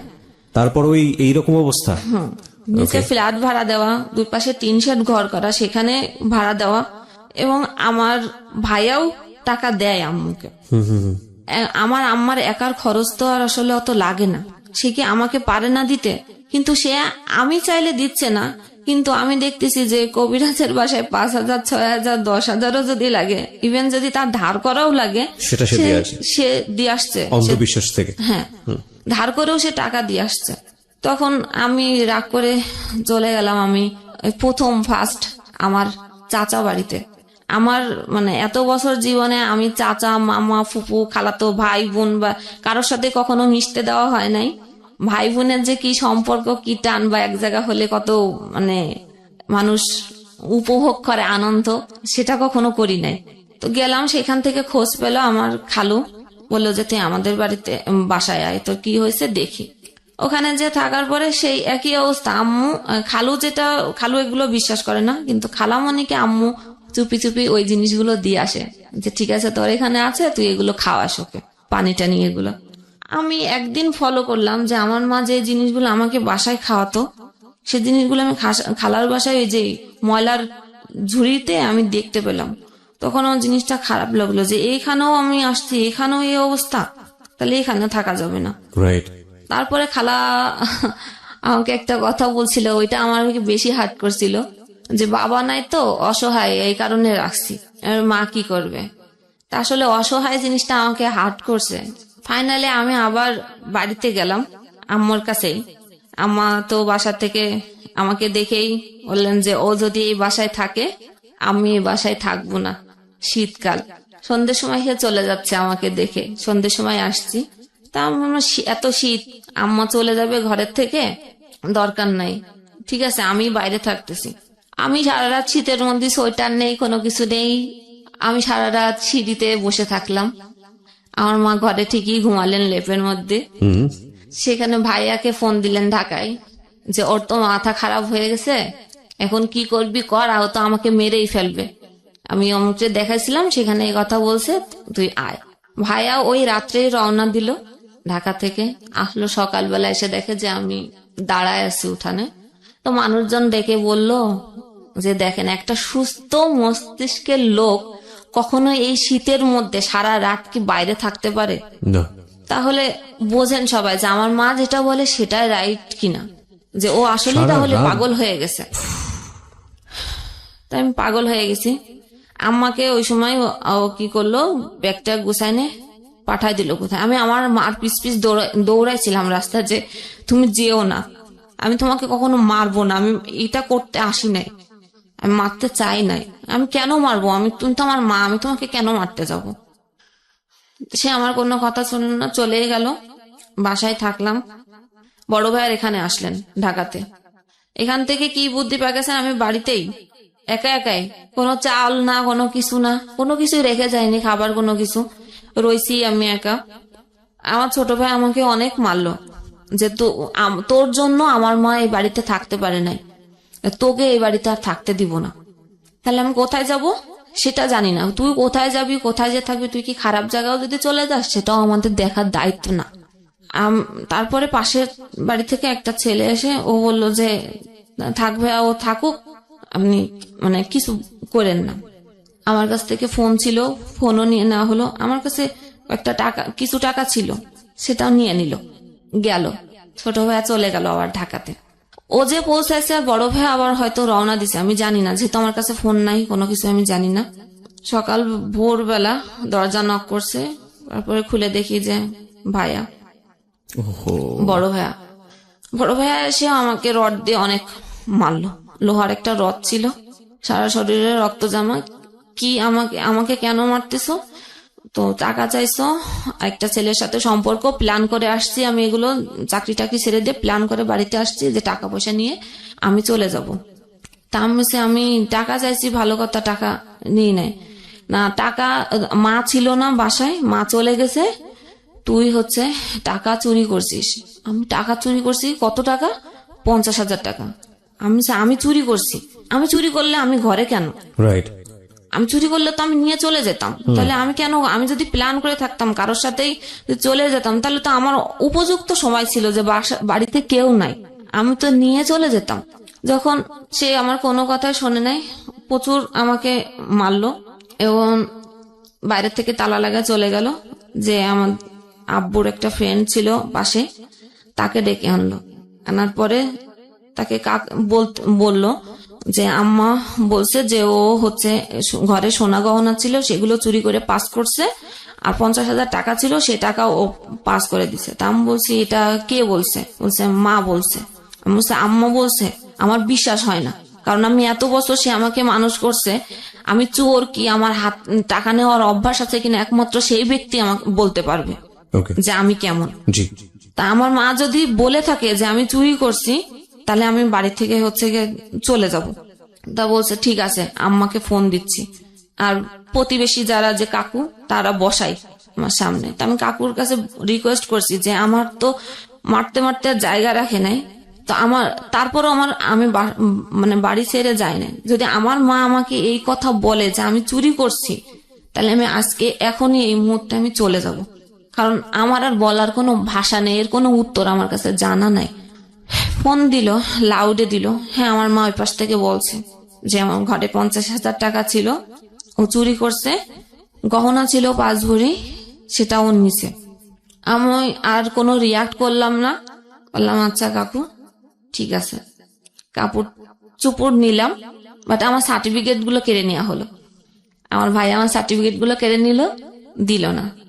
আমি সার্টিফিকেটের জন্য ওয়েট করতেছিলাম যে কখন দেয় ওটা। কোথাও যে করব কিছু করে, সেটার জন্য আমার সার্টিফিকেটের প্রয়োজন আছে। তারপরে বাড়িতে থাকতে দিল না, বের করে দিল ওই সময়। যে আমি আমার কাকু আমাকে নিয়ে গেলো যে আমার বাসায় থাক, দেখি তোর মাকে বোঝাতে পারি কিনা। কাকুর বাসায় থাকলাম 14 দিন। আমার মা ঢাকা থেকে। এই ভাসমান জীবনের পরিণতি আসলে শেষ পর্যন্ত কোথায় গিয়ে দাঁড়ায় সেটা একটা প্রশ্নই বটে। তবে বিরতির সময় তারপর হ্যাঁ, সে কাকুর বাসায় 14 দিন থাকার পরও আম্মু আর মানলো না, বললো যে ও থাকলে কোনোভাবে আমি বাড়িতে থাকবো না। তার অনেকভাবে বললো যে আপনার মেয়ে, এটা তো ছেলে না, নিজের মেয়ে। হ্যাঁ, ছেলে হলে একটা জায়গায় যে রাত কাটাতে পারছে, যে কোনো কাজ করতে, এটা তো আপনার মেয়ে, ও তো চাইলেও পারবে না কোথাও যে কাজ করতে, বা আপনি কেন এটা বুঝতেছেন না? তাই কোনো কথাই সে শুনলো না। দেখ, আমি ঠিক করলাম তাহলে আমি কোথায় যাব। তো ব্যাগ ট্যাগ নিলাম। সেদিন ছিল, এই দিনটা মনে আছে যে 14 ফেব্রুয়ারি 2015 সাল। আমি সেই আগের যার সাথে আমার বিয়ে হয়েছিল, এক্স হাজবেন্ড, জি, আমি তার অফিসে গেলাম। এতদিন পরে গেলাম। সেইখানে যাওয়ার পরে সে একটু না চেনার ভান করেছিল আমাকে দেখে। তারপরে ওইখানে যারা ছিল, অফিসে তো অনেক লোকই থাকে, সেখানে পরিস্থিতি সামাল করার জন্য সে মানে নর্মালি আমার সাথে কথা বলার পর আমি বললাম যে আসলে আমার বাড়ির পরিস্থিতি একটু খারাপ, এরকম অবস্থা, আমার আসলে যাওয়ার জায়গা নেই, দেখে আমি লাস্ট অব্দি এখানে আসছি, যে আমার একটু থাকার ব্যবস্থা করা যায় কিনা। সে তখন তার কলিগের বাসায় আমাকে কিছুদিন রাখলো। রাখার পরে একটা এনজিওতে লোক নিচ্ছিলেন, সেখানে আমাকে পাঠানো মানে কলিগের বাসায় 1 মাস রাখার পরে একটা বাসা নিয়ে দেয়। সে বাসাতে সে আসতেন বলতে তার যখন ট্রেনিং থাকতেন, এর মধ্যে সে কিন্তু বিয়ে করছে, তার একটা ছেলে সন্তানও আছে। আচ্ছা, এটার পরেও আমি যখন গেলাম, সে আমাকে ওই মুহূর্তে আমার মুখের সামনে সে আমাকে ফিরাই দেয় নাই। সে কলিগের বাসায় 1 মাস রাখার পরে বাসা নিছে। সে যখন খুলনাতে বিভিন্ন ট্রেনিং এ যেত তখন ওইখানে যে থাকা লাগতো, সেই সময়টা আসতো আমার বাসায় থাকতো। মানে আপনার সঙ্গে একটা হাজবেন্ড ওয়াইফ সম্পর্ক সেই সময়টাতে ছিল। সে যেখানে রাখছে সব জায়গায় তার ওয়াইফ পরিচয় দিয়ে রাখছে, এবং অফিসে যখন গিয়েছি সে কিন্তু বলে নাই, যে সে যখন পরিচয় করাই দিছে আমার ওয়াইফ। হ্যাঁ, আমার ওয়াইফ। 3 মাস পরেই ওই এনজিও চাকরির জন্য আমাকে পাঠায়। সেখানে যখন ভাইবা দিতে যাই, ওই ভাইবাতে ছিল একজন আপু, যে আমাদের এক বাড়ির পরেই তার বাড়ি। সে কিছুটা একটু একটু শুনছিল যেহেতু এলাকায়, তো সে বলছে তুমি ওনার ওয়াইফ, আমরা তো ওনাদের সাথে অনেক বছর কাজ করি, সেটা তো আমি জানি না। আমার তো এখানে আর বলার কিছু নেই, কারণ আমি তার কিছুই বললাম না যে আপু আমার আসলে জবটা দরকার। এখানে ট্রেনার হিসেবে আমি যোগদান করলাম। আপনার বিভিন্ন ইউনিয়ন কাউন্সিলে ভিজিডির চাল দেয় সরকার থেকে, ওটা একটা প্রকল্প। সেখানে স্যালারি আমার 5,000 টাকা ছিল, কিন্তু সে যে আমাকে ওই চাকরিটা দিয়ে আস্তে আস্তে যে দূরে সরাই দেওয়ার জন্য করছে, সেটা আমি বুঝি নাই। ওই কয় মাস সে আমাকে খরচ টরচ দিছে, বাসা ভাড়া দিছে, খাবার খরচ সবই দিছে। এইটুকুই বা করে কে? হ্যাঁ, তাই না? না করলেও তো পারতো। রাইট। এটা করার পরে এবং ওই চাকরিতে ঢোকার সময় 10,000 টাকা দিতে হয় জামানত। এখন অনেক মেম্বার, 10 টাকা করে হলেও অনেক টাকা হয়ে যায়। যখন টাকা তোলা হতো 4 লাখ 5 লাখ করে টাকা হতো। এই কারণে জামানত দেওয়া। 10,000 টাকা সে নিজেই দিল জামানত হিসেবে। এরপরে আর যোগাযোগ যখন করে না, তখন আমি বাসাতে মানুষের কাছে কি জবাবদিহিতা করব? যে কাউন্সিলরকে আমাকে দিয়ে আসছে সেখানেও তো সে একই পরিচয় দিয়ে আসছে। আমি তো কাউকেই জবাব দিবে না যে তোমার হাজবেন্ড কোথায়, কেন আসে না। কোন একটা ডাউট আছে, এটা তো মানুষ বোঝে, যে মাসের পর মাস আসে না, ফোন দেয় না, খোঁজ নেয় না, নিশ্চয়ই কোনো সমস্যা আছে। আমি আর কিছু বলতাম না। এরপরে আমি চাকরিটা ছেড়ে দিলাম। এত কথা উত্তর না দিতে পেরে? হ্যাঁ। আচ্ছা, যেখানে থাকবো না ওই মুহূর্তে আর চাকরি নাই। আসলাম কোনো রিলেটিভ না, যেহেতু কোনো রিলেটিভের বাসায় আমি যাওয়ার মতো পরিস্থিতি নাই। শুধু একটা রিলেটিভের বাসায় একদিন গিয়েছিলাম থাকার জন্য 1 রাত, আমার ফুপু বাসায়। ফুপু বোন আমাকে ওই যে চোর, এজন্য সে আমাকে বটি নিয়ে কোপাতে গেছিল যে এই মুহূর্তে বাড়ি থেকে বেরোয় যা, তো এখান থেকেও চুরি করতে পারিস। কি অসহনীয় জীবন, কি অসহনীয় জীবন। অথচ সে আমার বোনটা আমার থেকে কিন্তু ছোট। এরপরে আসলাম আমাদের বাড়িতে। আপনি বলছেন এতগুলো ঘটনা ঘটে গেছে আপনার জীবনে, আপনি কাঁদছেন না? আপনি কি পাথর হয়ে গেছেন শোকে? সহ্য করতে করতে এখন আর চোখে পানি আসে না। কারণ প্রতি মুহূর্তে যুদ্ধ করছি যে আমাকে উত্তরণ করতে হবে, কিন্তু একটা জিনিস এর মধ্যে শুধু মাথায় কাজ করতো যে আমাকে পড়ালেখা শেষ করতে হবে। এটা খেয়াল রাখবেন একটু, ওর গল্পটা কোথায় গিয়ে দাঁড়ায়। হ্যাঁ, তারপর? এরপর আমাদের বাড়িতে দীর্ঘদিন ভাড়া ছিল। উনাদের সাথে কোন এক প্রকারে ওইখানে যে রাস্তা আমার দেখা, ওনারা ওইদিকে বাড়ি করছেন ওই গ্রামে।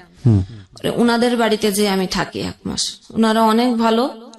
1 মাস থাকছি, আমার আম্মার সাথে তাদের প্রতিনিয়ত দেখা হতো, কিন্তু তারা কখনোই কোনো সময় বলে না যে আপনার মেয়ে আমাদের বাড়িতে আছে। বরং তারা আরো জিজ্ঞেস করতো যে ও কেমন আছে, আপনার মেয়ে কোথায়। বলতো ও আছে, ঢাকায় আছে, কিন্তু তারা তো জানতো যে আমার বাসায় আছে। তো আপনার সাথে যোগাযোগ হয় না? বলতো হয়, যে কোনো একটা ভাবে পাশ কাটা যেত। আমার কোনো প্রসঙ্গ আসলে কথা বলতো না। তাদের বাসায় 1 মাস থাকার পরে আমি তখন মোবাইলে ফেসবুক অ্যাকাউন্ট খুলি। আচ্ছা। এর আগে আমার ফেসবুক অ্যাকাউন্ট ছিল না।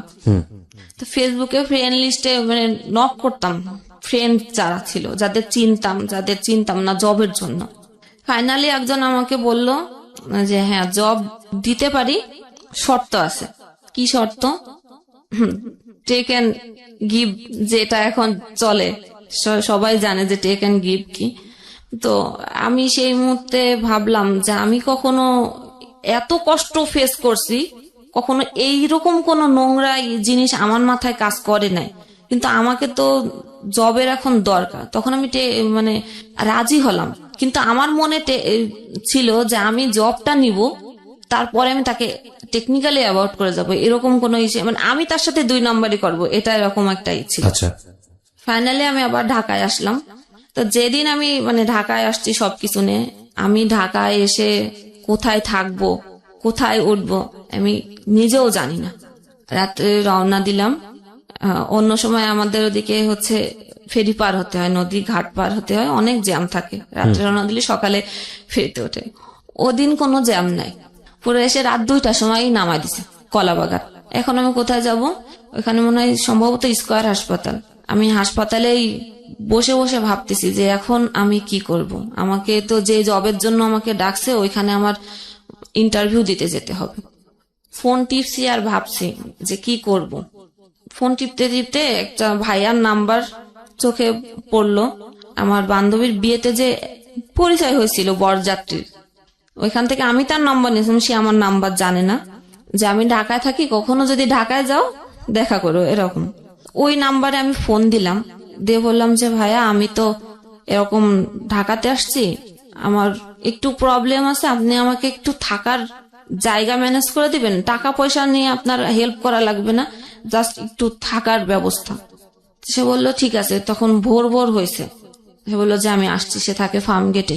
সে রিক্সা নিয়ে আসলো, এসে আমাকে নিয়ে গেল তার বাসাতেই, এটা ব্যাচেলার বাসায়। ব্যাগ রেখে আমি ফ্রেশ ট্রেশ হয়ে আমি গেলাম জবের ইন্টারভিউ দিতে, টেকনিক্যাল। ওখানে যাওয়ার পরে বললো যে আপনি কালকের থেকে জয়েন করেন। আচ্ছা, জবটা হয়ে গেল, যেহেতু যার লিঙ্কে আমি আসছি, ওখানে যে ম্যানেজার ছিলেন ওটা ওনার বন্ধু ছিলেন। তা আমি যথারীতি চাকরি করছি, ওনার সাথে আমি আর দেখা করি না। মানে কন্ডিশন ছিল জব হওয়ার পরে আপনি এই রিলেশনশিপে যাবেন। ওকে, আমি আর দেখা করি না। উনি বারবারই হচ্ছে আমাকে নক করতেই থাকে। এরকম করে প্রায় 6-7 মাস পার হয়ে গেছে জবে। অফিসেও যেতেন, আমার ওই অফিসে এই করতেন। আর এদিকে ওই ভাই আমাকে হোস্টেল ঠিক করে দিলেন, হোস্টেলেই উঠলাম। একদিনের পরিচয়, আমাকে চেনেও না, আমার বাড়ি কোথায় সে জানে না।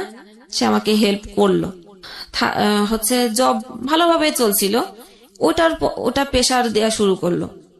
যখন ফোন রিসিভ না শুরু করলাম, তখন আমার ম্যানেজারকে ফোন দিত, ফোন ধরে না কেন। আচ্ছা, ম্যানেজার আমাকে ডেকে জিজ্ঞেস করে তুমি কেন ফোন ধরো না, ওটা না তোমার ভাই? হ্যাঁ আমার ভাই। আমি তো জানি যে সে হচ্ছে কি, কিন্তু তার কাছে প্রকাশ করতে পারতাম না।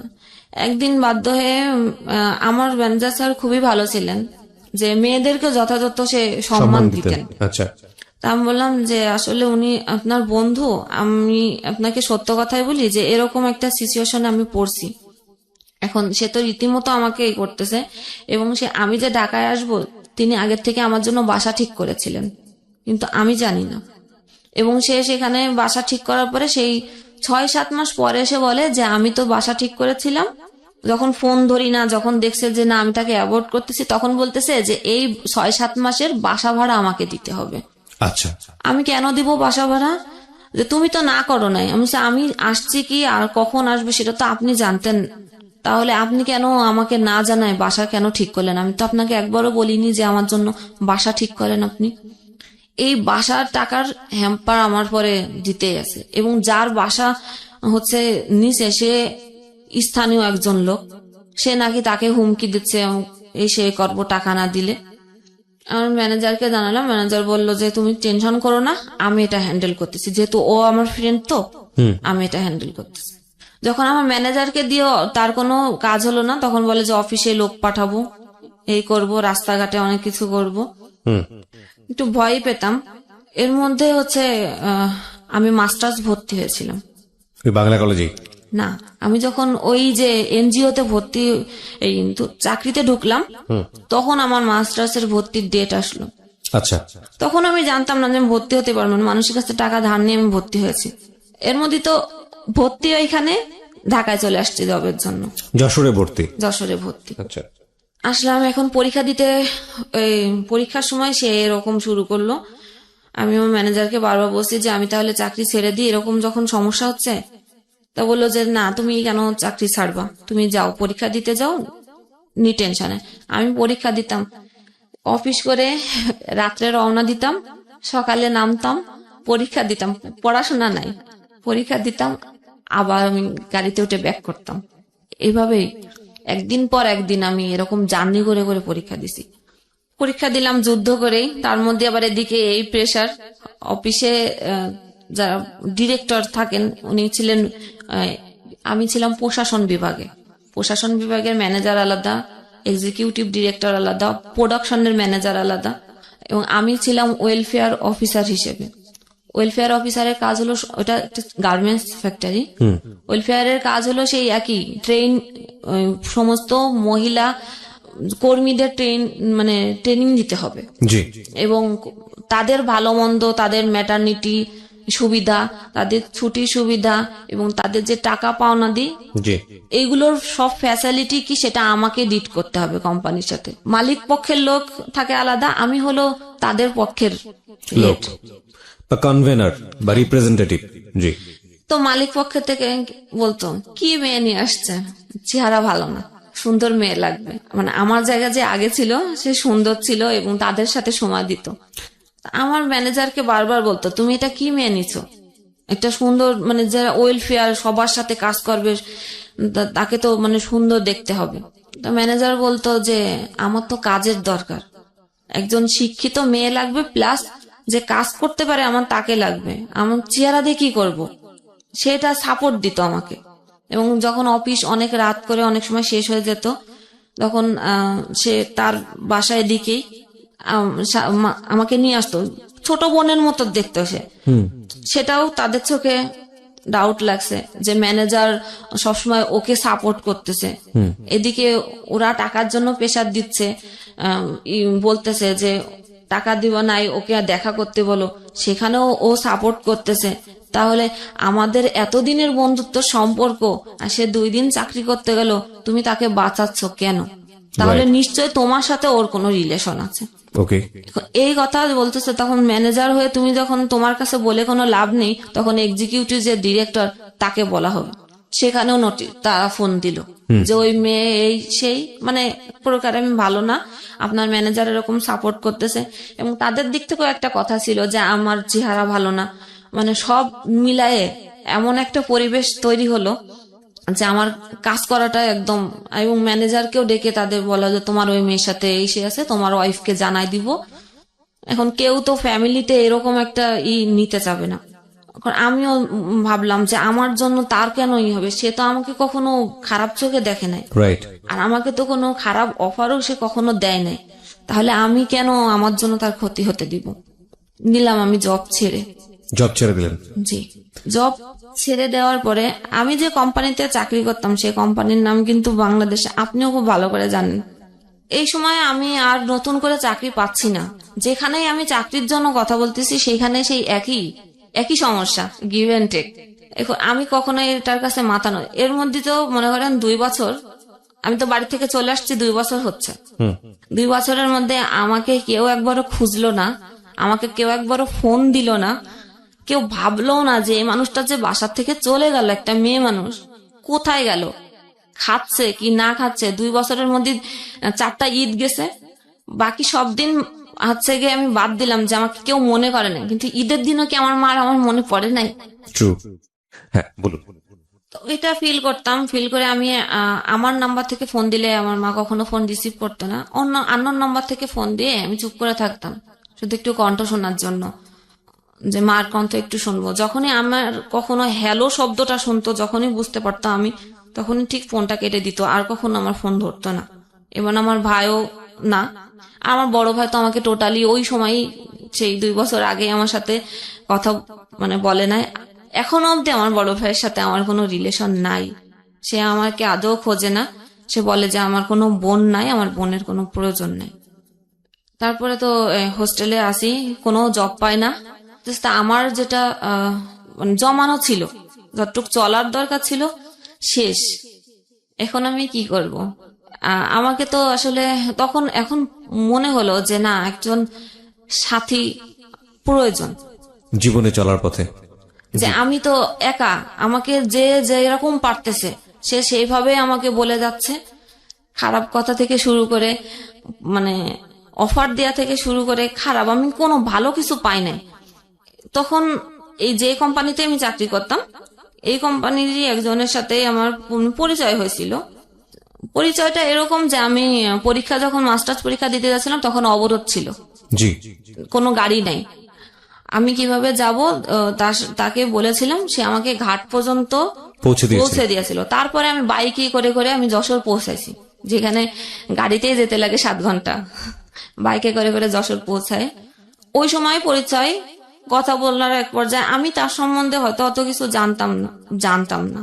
পরে এক পর্যায়ে আমি বলেছিলাম যে আমার তো আর কোনো গতি নাই, আমি আর পারতেছি না, আমার কাছে যা ছিল সবই শেষ। আপনি মানে প্রেম আমি বলবো না, কারণ 1 মাসের কথা, 1 মাসে কারোর সম্পর্কে প্রেম হয়ে যায় কারোর সাথে, এটা আমি বলবো না।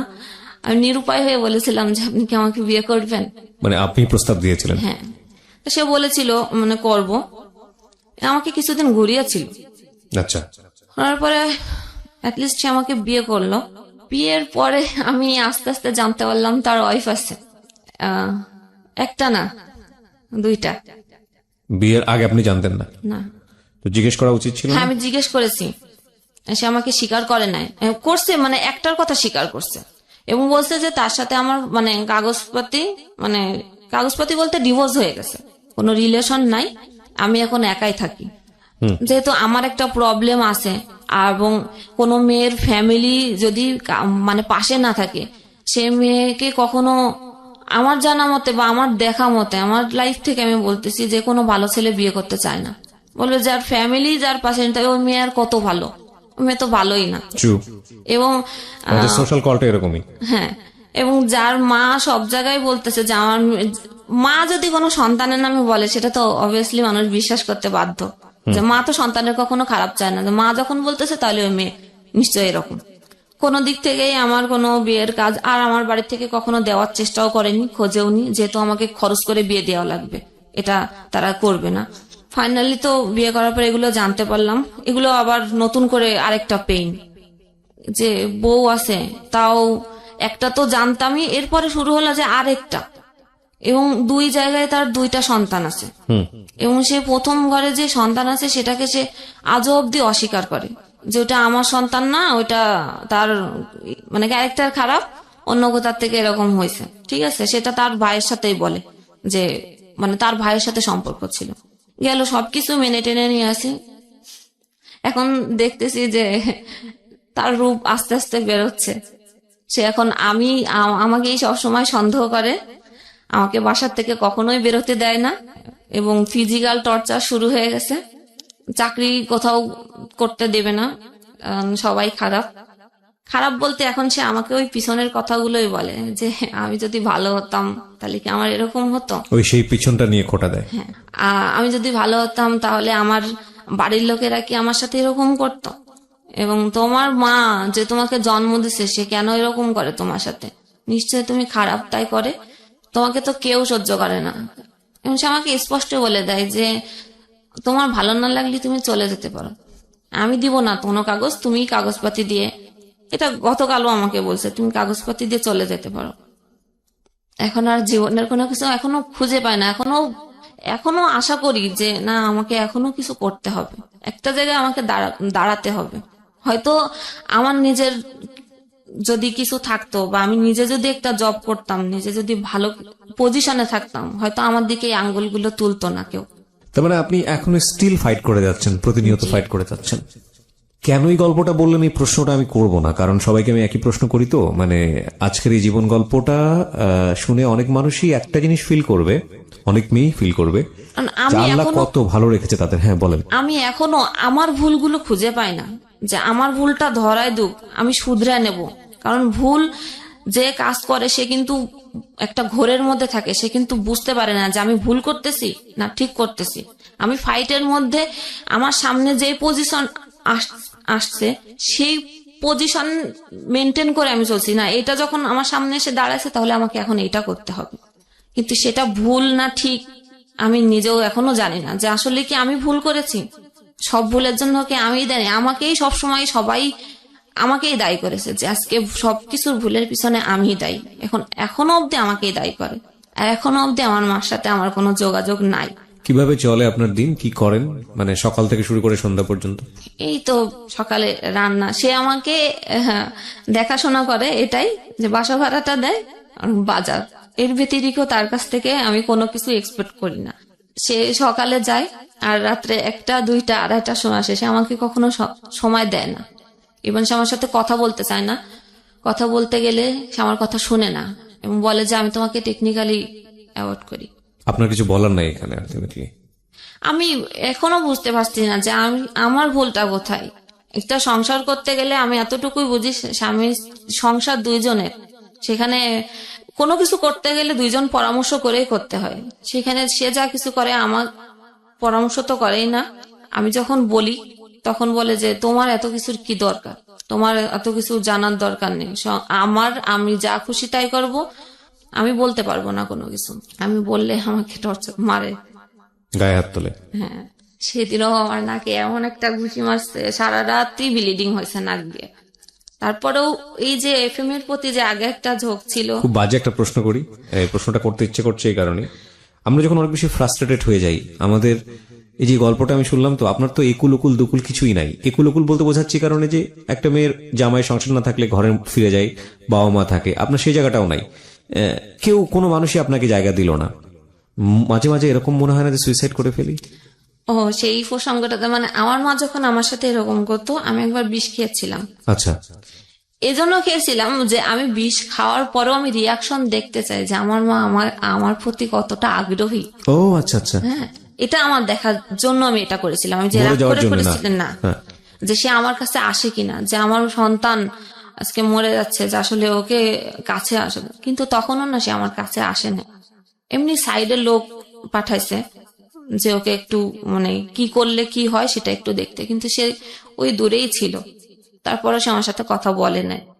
এর মধ্যেও তার একবার ঘুমের ওষুধ খেয়েছিলাম, তখন আম্মা কেউ বাসায় ছিল না। ওই যে যখন চুরির ঘটনাটা হয়েছে, ওটা সহ্য করতে না পেরে আমি ঘুমের ওষুধ খেয়েছিলাম। এখন আর মনে হয় না যে আর মরবো, কারণ ওটাও কষ্ট আছে, মরতে গেলেও কষ্ট। এরপরে কি হবে? Fine, it's a big question. এরপরে আসলে কি হবে? এবং আমি মাস্টার্স কমপ্লিট করেছি, আর এখন যে আমার হাজবেন্ড সে কিন্তু এসএসসি পাস। আচ্ছা, তো আপনি মাস্টার্স কমপ্লিট করেছেন, আপনার কি সরকারি চাকরির বয়স আছে? হ্যাঁ আছে, এখনো তো আপনি 3 বছর বিসিএস ট্রাই করেন, অন্যগুলো ট্রাই করেন। এখন কি হয়েছে যে আগে আমি এত ভালো স্টুডেন্ট ছিলাম যে কোন পৃষ্ঠায় কি পড়তাম আমার কিন্তু মনে থাকতো 1 মাস পরেও, যে আমি অমুক পৃষ্ঠায় এত জায়গায়। এখন আমি এত কিছু মানে পড়ি, চেষ্টা করি, আমার কোনোভাবে আমি মনে রাখতে পারি না। ব্রেনে অনেক চাপ পড়েছে যে কারণে। সো আপনাকে যদি বলতে বলি যে আমাদের যারা লাখ লাখ শ্রোতা আছেন তাদের উদ্দেশ্যে কিছু বলার জন্য, কি বলবেন? কিছু বলার আছে একেবারে নিজের জীবন থেকে? থাকে না যে আপনি যে অভিজ্ঞতার মধ্য দিয়ে গেছেন, সেই অভিজ্ঞতার আলোকে যদি কিছু বলতে বলি,